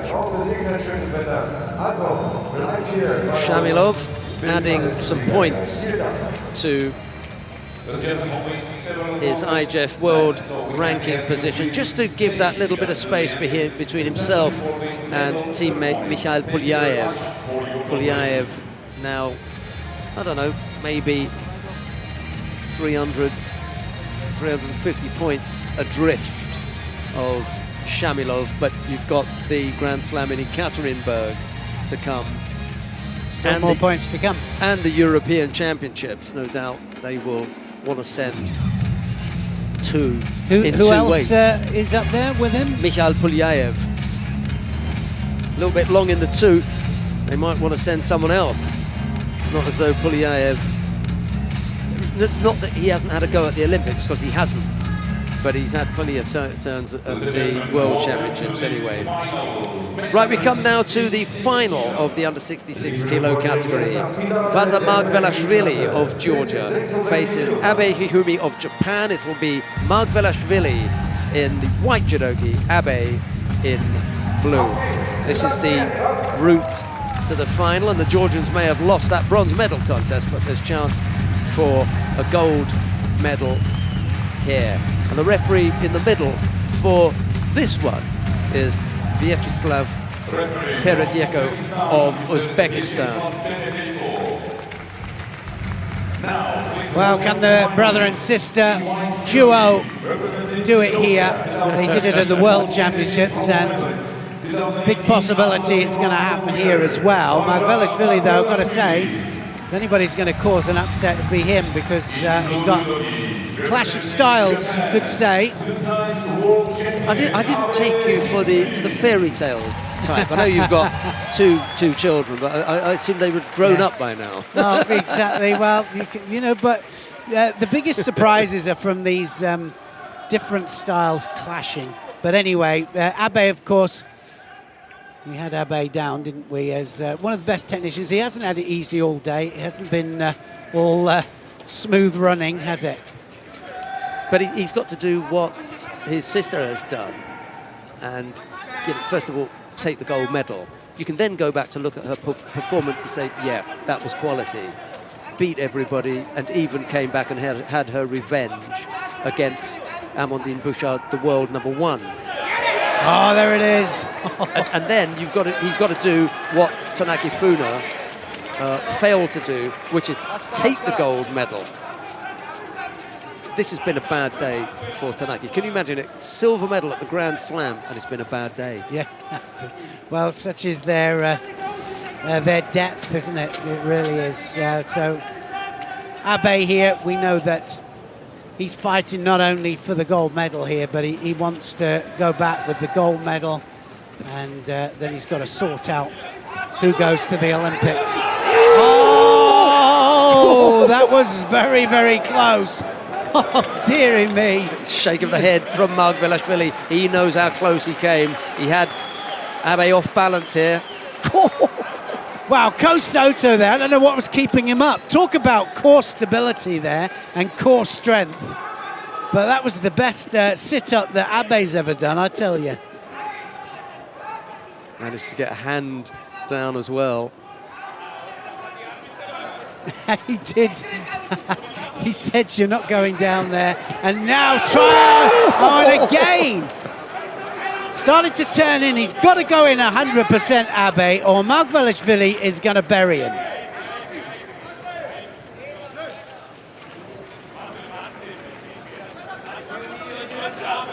He's waiting for it, isn't he? He's just waiting for it. He's round that leg there.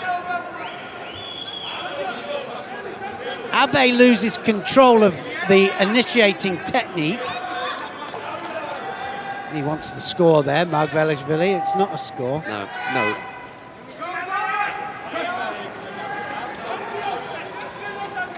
So we've already seen him have to adjust, Abe, and he had to adjust in his semi-final. Made 2 attacks and attacking below the belt, got penalised twice, then he had to adjust in order to win the match. Pure class, and he managed to do it well, so now he's going to do it! Wazari! Oh, what a change of direction. Ouchi-gari there, and it was from an arm around the back, wasn't it? Which is an unusual grip. Again, adapting to the situation. Brilliantly done there by Abe, and he drives him over for a Wazari score. Can he get the leg out?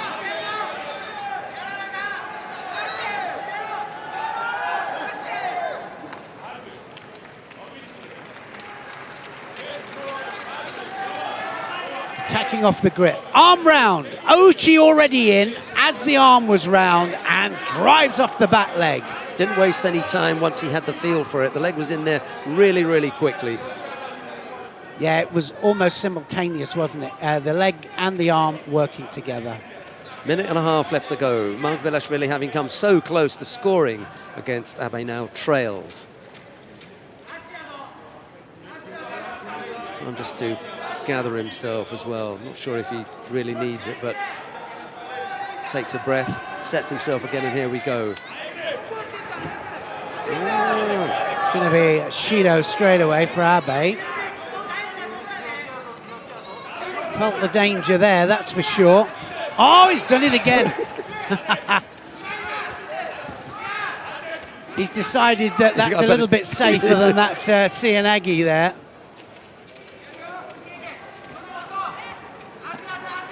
Now he has the sleeve, got to go in. If he has the sleeve, can't just hold it down. Georgian getting just a little bit frustrated as well. Margvelashvili can't find the way in. He's been beaten to the attack every time. Not sure if Abe could hear anything that the coach was saying there. It was a whisper, wasn't it?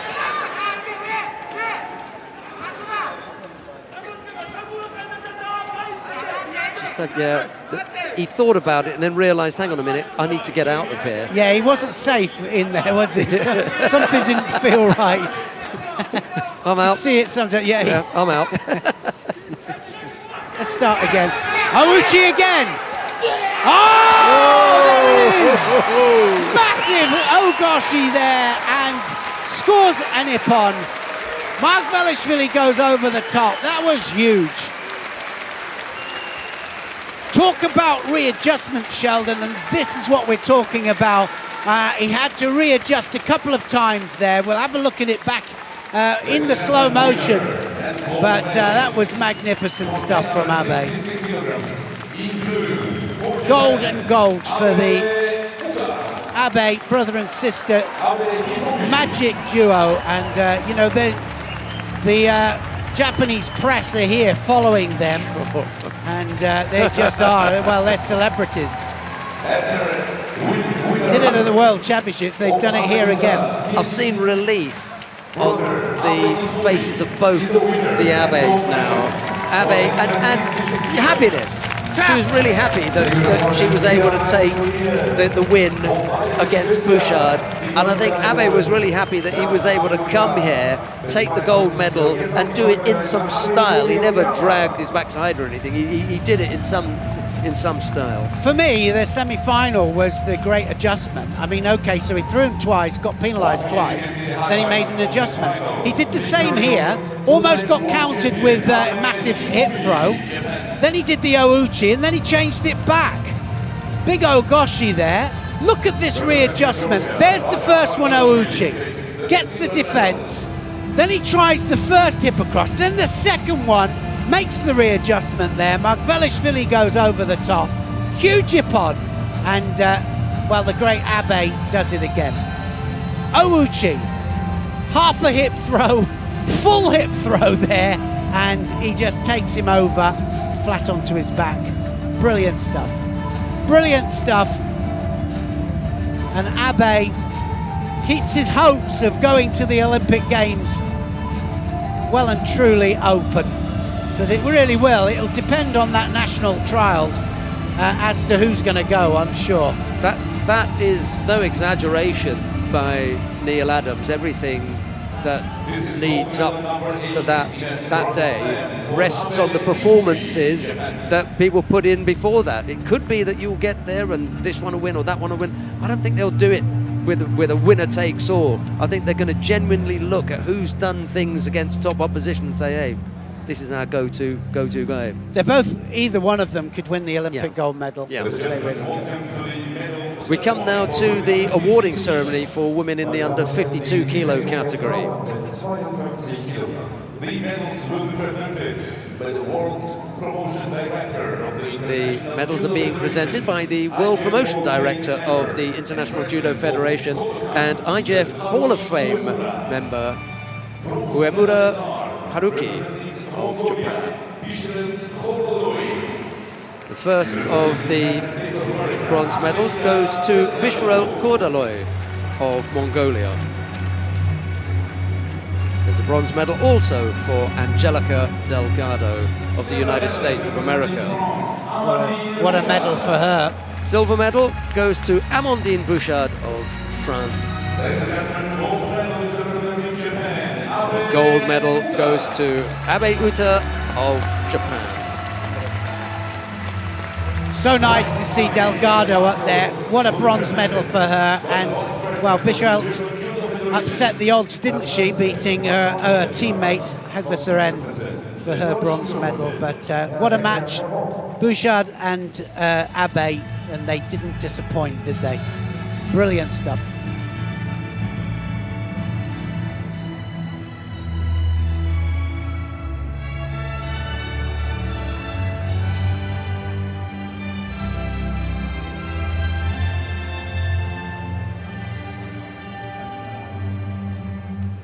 Ladies and gentlemen, please all rise for the national anthem of Japan.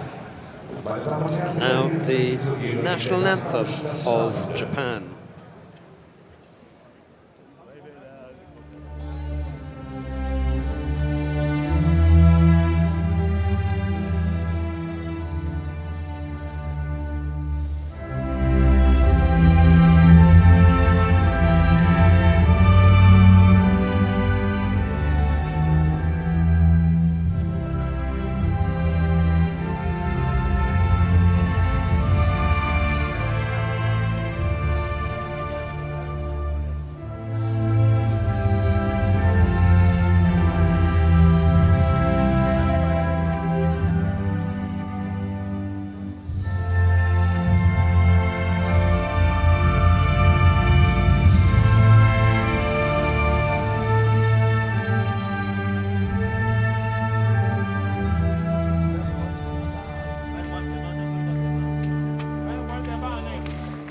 Thank you very much.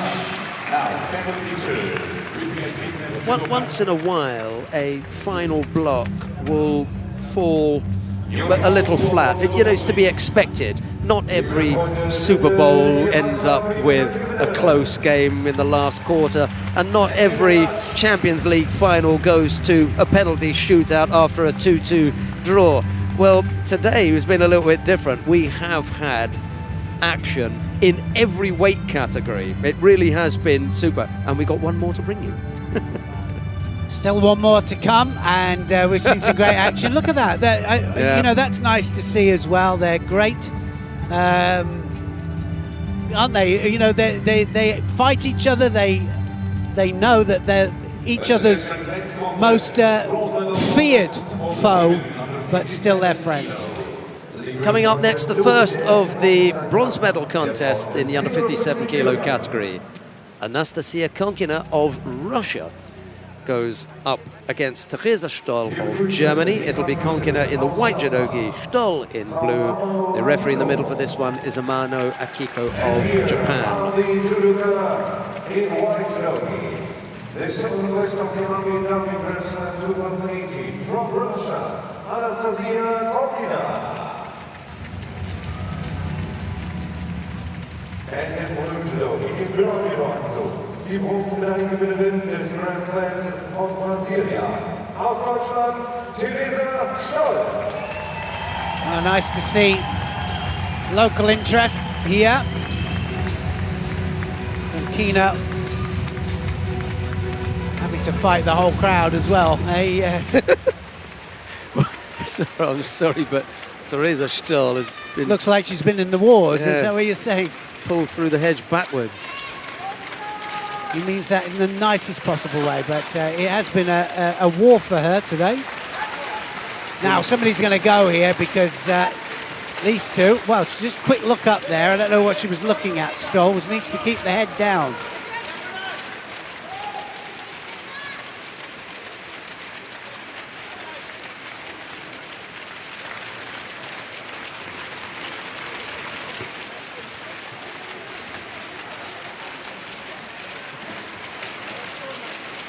Well, it's an open match. We can tell straight away because they're both absolutely going for it.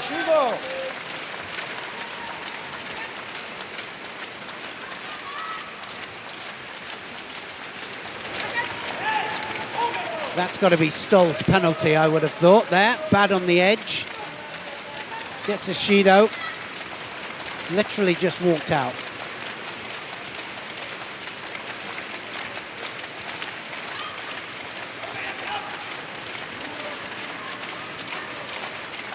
So the edge of the area there is our ring. The only thing that keeps us in is the chance of being penalised, so they've got to stay within it. They've gone out again. Yeah. I think this is where, if she's not careful here, Stoll's going to lose it because she's just drifting off there all the time. Might get a second penalty here. Yeah, sorry. Careless. Well, it's careless and not knowing how to play the rule properly. Yeah, it was close, wasn't it? It's done it a couple of times, actually, there. Just clicked on for the Kosoto there, the Russian, and it's looked as if it was it's going to happen. I still think it is, actually. And Stoll, with that kind of desperation, is going to make that more likely. Oh, that was cute. That really was neat, wasn't it? Beautiful was Ari. Change of direction there from Konkina. Hooks in. Look how she changes, flicks into the different direction. Sumigate. Now then she's in. Yeah, and there she's going to get it. That's going to be it. Second was Eti upon, and it's all over. Konkina gets it. Great performance from Konkina. Looked every second of that match as if she was going to win it. Stoll never looked at the clock once. No. There was so much time. There was no need to get desperate there. You had plenty of time to work something. You got good throwing skills, nice gripping, nice movement, and the errors. First of all, on the errors on the contest edge, unforgivable. No need for that to have two penalties within the first minute. You then get desperate, open up, and Konkina, who is a good thrower, takes full advantage of it. But I mean, you're saying it's not allowed. You know, we can't have it, and it's just something at this level shouldn't happen. Your coach is going to be, well, on your back. Yeah. Looked so determined when she was coming out, and I think bad tactical play put her on the back foot, that's for sure. This was a beautiful little Sumigeishi there. What a change of direction that was from Konkina. Really neat.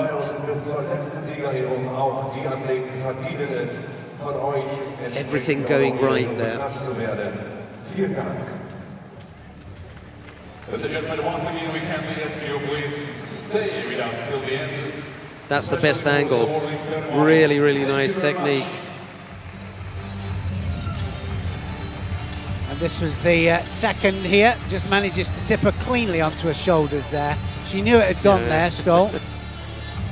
Angry with herself. It was always on the cards there. She wrapped round a couple of times for that Kosoto and was looking for the big technique, the big ippon. In the end, she just went for the counter. Countered Stoll onto her shoulders there for the second score. Right the way across the top shoulders, and a clean ippon, I think.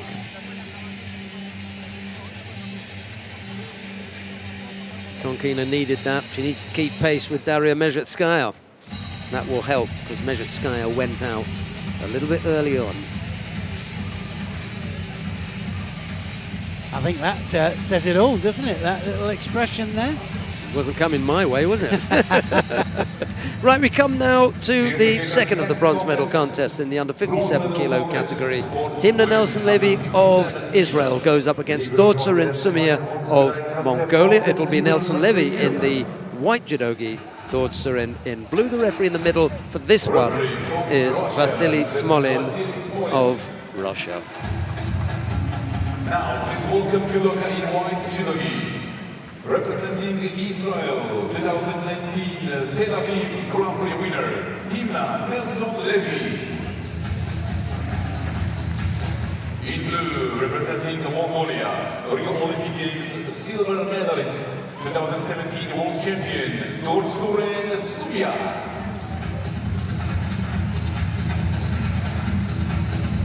Always there roundabout, Dortsurin.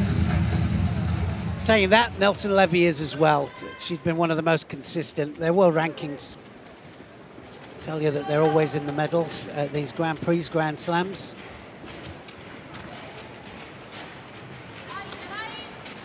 '13 and 16, I think we have with their world rankings. Very close together.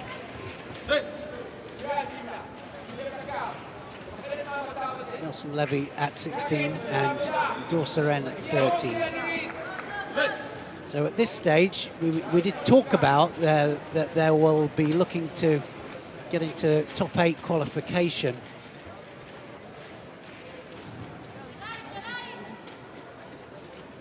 And then what happens is they're seeded away from each other. Number 1 and 2 go on opposite sides. 3, 4.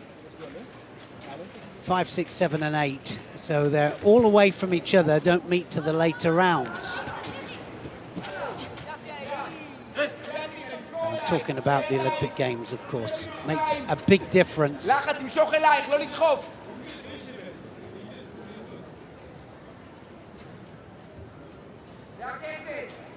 Hemsu doing a great job with this team. He loves them and they love him. Yeah, they do, and you'll see him absolutely beside himself sometimes, shouting at the girls, but they do love him, absolutely. That was very close there. Dortsurin disappeared right the way between the legs there of Nelson-Levy, and she cannot afford to try and ride those, that's for sure. Good grip now, have to use that. Well, if I was Dortsurin, I would plug away at that Sienagi and keep plugging away because she was so close with that.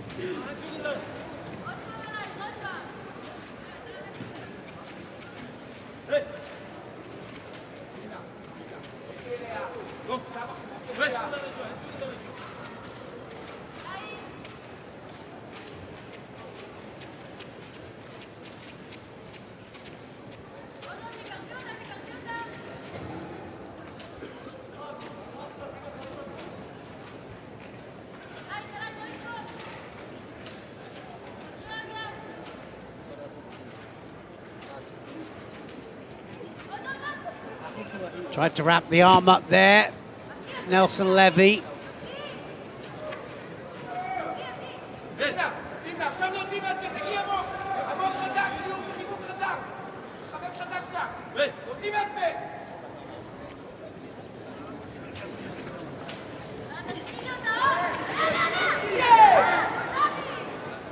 Tried for the counter, didn't quite happen. Dortsurin. Levy looking for the Niwaza to hold her opponent down there, just manages to turn out there. One Shido apiece.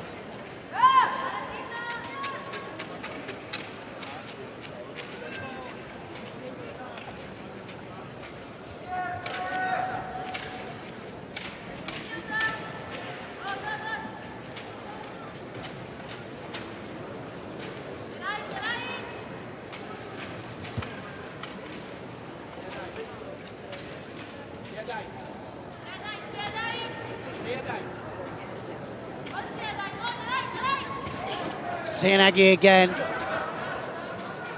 And now trying for the Jujigatami. Has she got it? Has Is she on the arm? Well, didn't have the right angle there. Wasn't quite there.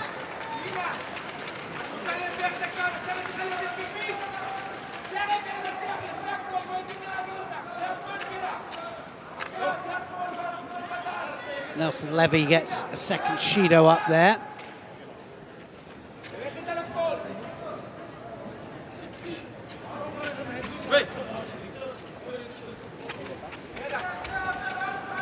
Last minute. Looking for the Kosoto. Very close.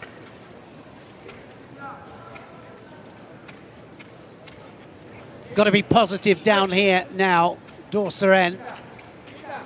Any kind of groundwork, the referee will stand you up straight away if you're just trying to waste any kind of time down there. She just wants that 35 seconds to go ASAP.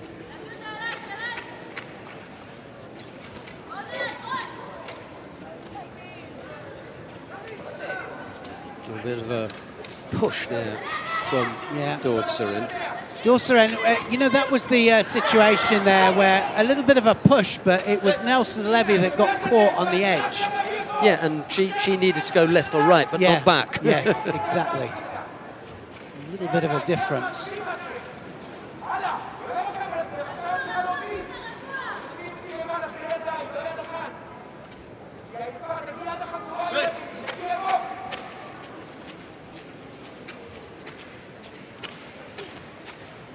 Seconds ticking away then. Dorseren does enough. 2 penalties picked up by Nelson Levy, just the one by Dorseren.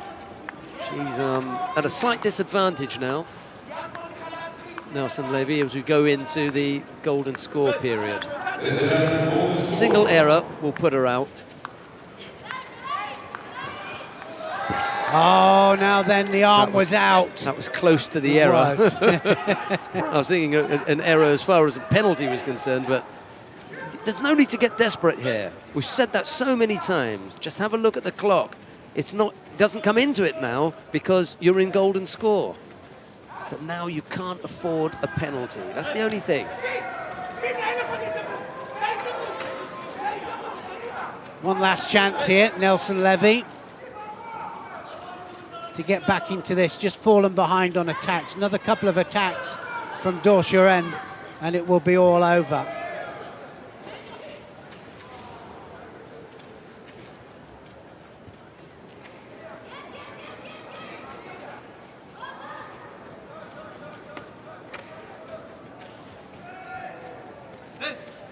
To make something a little bit better of that exchange on the ground.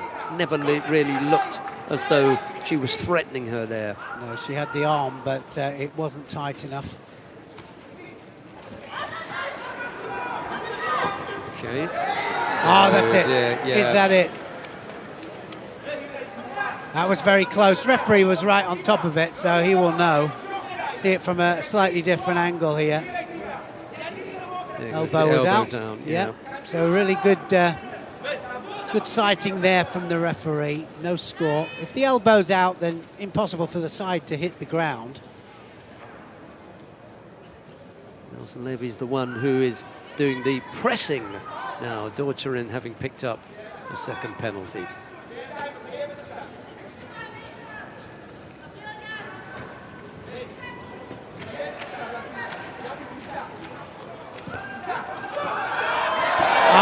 It's all over.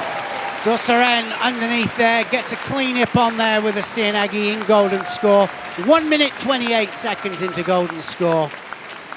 Dorseren, former world champion, does it again. Another medal to her. What consistency from this lady.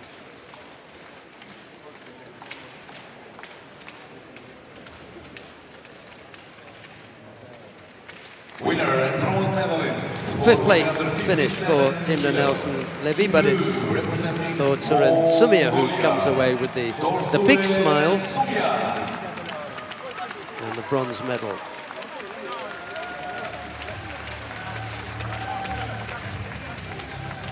Ladies and gentlemen, this is medal number 11 in a Grand Slam. 11th Grand Slam medal. Silver medalist and former world champion, Mongolia. Well, we'll see her on the medal podium with Anastasia Konkina. They'll be joined by two others, the gold and the silver medal winners coming up after these highlights. Change of direction, wasn't it, that did it? Look at that, pressure on the edge, and this is how you attack out of danger. Right the way underneath, and well, always looked dangerous with that Cianagi. It was so close, but look at her sleeve there, it's been dominated. She's actually gone on to the jacket in order to get a second grip on, and then disappears underneath.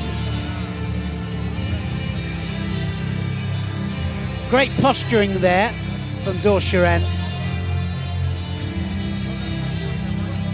Double lapel. Talk about attacking off the grip. As soon as she had the cross grip, she was underneath her.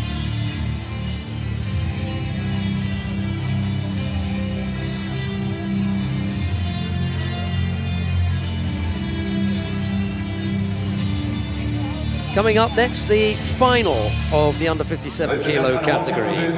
Jessica Klimke of Canada goes up against Sarah Leonie Sissik of France. It'll be Klimke in the white judogi, Sissik in blue.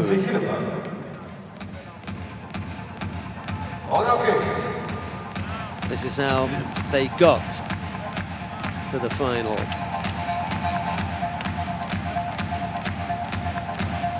Referee in the middle for this one is Turbat Ensetseg of Mongolia. We had a little pick, Neil and I, about who would win in which weight category, and we've been right on level. However, it can't happen in the final because Neil has picked one and I've picked the other. So at some point we are going to diverge. Who's going to win? Who's to say? It will all unfold right now. I'll be happy with either one. I really will. And the thing is, Klimke has had a great run through. Brilliant judo all the way through. That Cianagi's been working for her. And Sissik just gets better every tournament she takes. Great matchup, and should be a great match. Great final.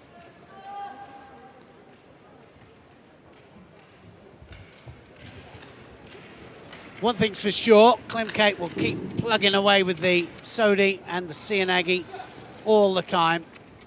And Sissik will have to be careful she doesn't fall behind on attacks.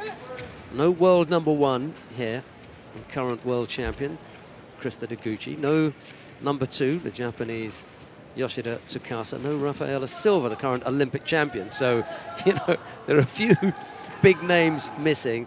And when we come to the world number 4, that is Jessica Klimke. So from there on down, we've got people to deal with.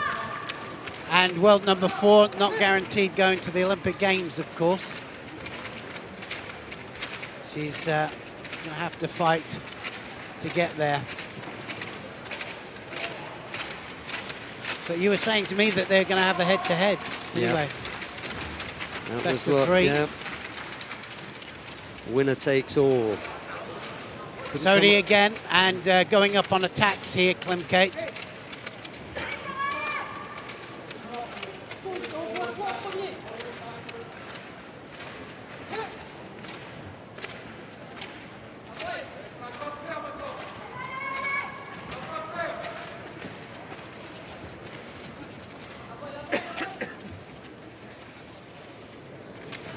Last 3 times that they fought here, Klimke the winner on all of those occasions, so she has a 3-0 win advantage here. Just showed us that little ojigari for the first time. Yeah, and that's the direction that you're talking about, because everything comes one way, you need something going in the other direction. Needs to get her head up from there. Good strong grip from Sissik. She's in control here.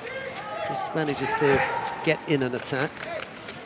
Yeah, when we talk about change of direction, it's a little bit like going down the right wing in the soccer field all the time, and then they block you out, and you've got to switch to the left wing.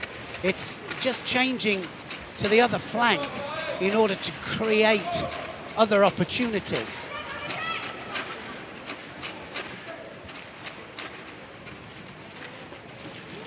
Off the other side that's a again. Wazari, Yeah. is it? Or is it an Ippon? Could have gone onto her back. I think it's an Ippon, Yeah. clean Ippon here.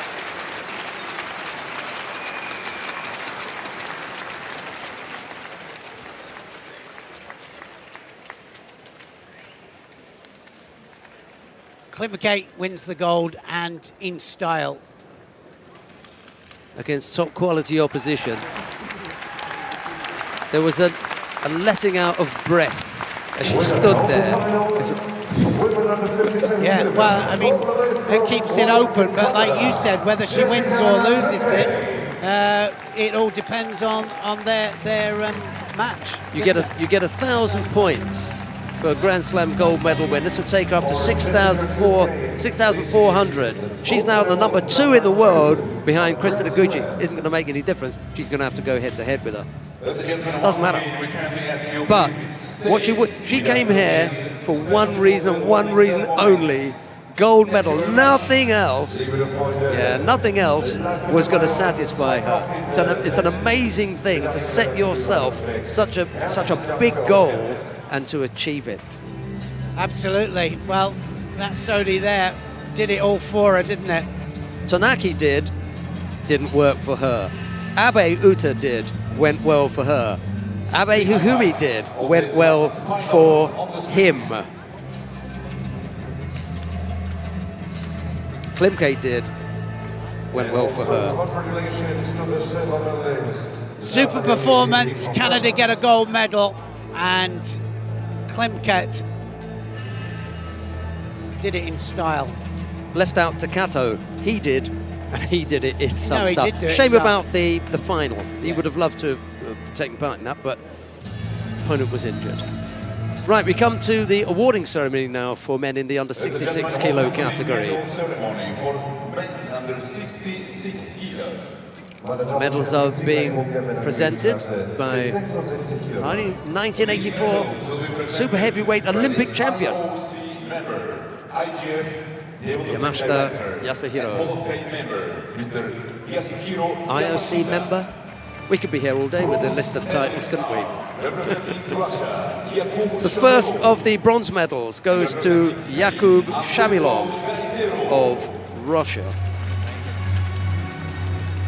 There's a bronze medal also for Alberto Gaitiro. Silver medal goes to Vaza Margvelashvili of Georgia. The gold medal goes to Abe Hihumi of Japan.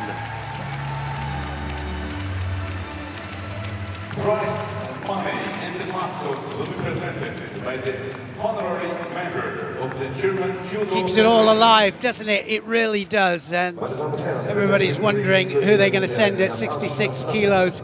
And while Abe keeps performing. Pulled it back. With a very important win over his fellow countryman, Nagayama, and put him back into the chase for the Olympic place. I love this analogy about cards, you know, or maybe the ball is in your court now. Back to you, Maruyama. It's back to him, yeah, but I did back my to job. them both, actually. He did his job, and he did it well. I think you're right, you know, on reflection, the best way for them to do it is do it in Japan. Because either one of them could do it. So that's slightly different. So who wins it in Japan takes it. Winner takes all. And now the national anthem of Japan.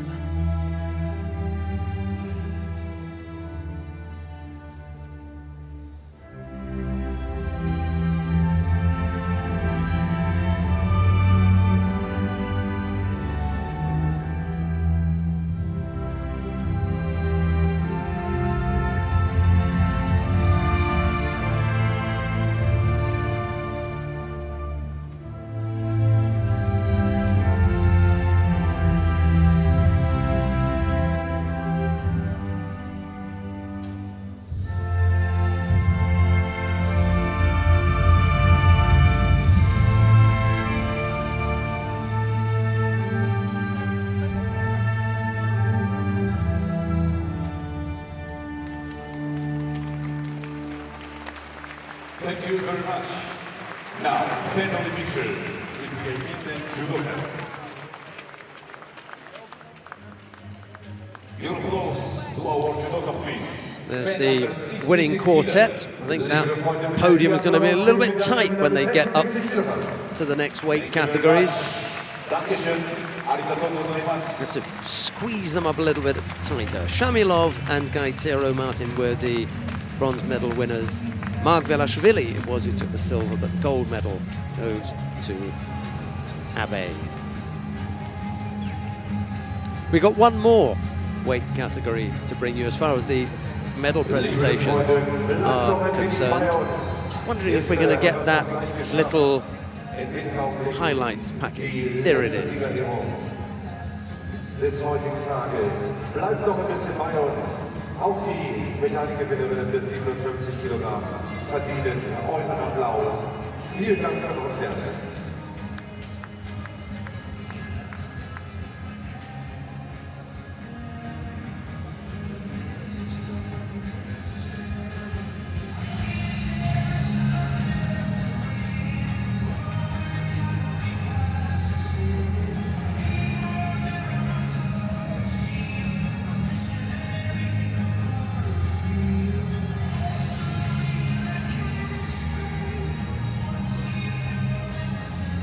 Ladies and gentlemen, now we're waiting for the last awarding ceremony. This will be for women under 57 kilo. Once again, you can see the highlights of today's final block on the screen.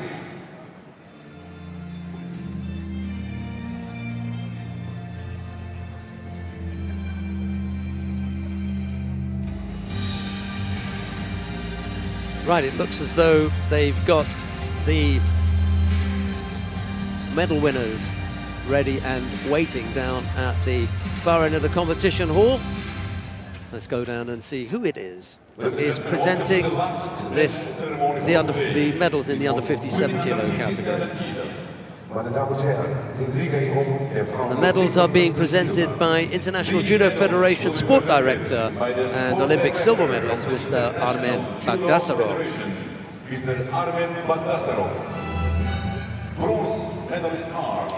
The first of the bronze medals goes to Dortsurin Sumia of Mongolia. There's a bronze medal also for Anastasia Konkina. Silver medal goes to Sarah Leonie Sissik of France. The gold medal goes to Jessica Klimke of Canada. Prize money and the mascots look presented by the sport director of the German Judo. Takes her place now as the world number 2. Incredible situation that they've got on their hands. Yeah, the world number 1 and 2. Yeah. Canada, fantastic. I'm just going to go through very quickly. I wonder if I can do this if I've got enough time. 60 kilos. It's Japan and Kazakhstan. 66 kilos, it's Japan and Italy. 73 kilos, Japan, Azerbaijan. Belgium and Israel at 81. 90 kilos, it's Spain and Serbia. Netherlands and Korea. And now the national anthem of Canada.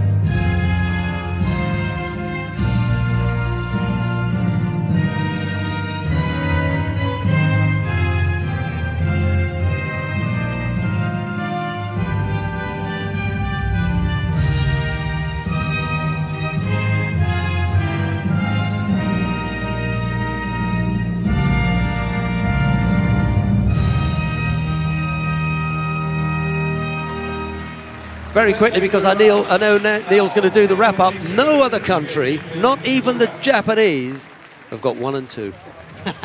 Only Amazing. Canada. Here's Neil. Your applause to our judoka, please. Women under 50. Oh, what a great start here on day one here in Düsseldorf. Some amazing judo and 1 or 2 surprises too. The Abbey brother and sister duo do it again. They did what they did at the World Championships, and they did it here, and they did it in style. Klimke goes to world number 2 and creates a real problem for Canada in their selection for the next Olympic Games. But what a problem that is. Lots more judo action still to come here in Düsseldorf. Tomorrow we've got the 4 middleweight categories, and until then, from Sheldon and myself, it's goodbye for now. Liebe Freunde, das war der erste Wettkampftag hier beim Düsseldorf Grand Slam 2020. Allen Medaillengewinnerinnen und Medaillengewinnern noch einmal herzlichen Glückwunsch. Ihnen, liebe Freunde, ganz herzlichen Dank, dass Sie auch bis zum Ende hier geblieben sind und uns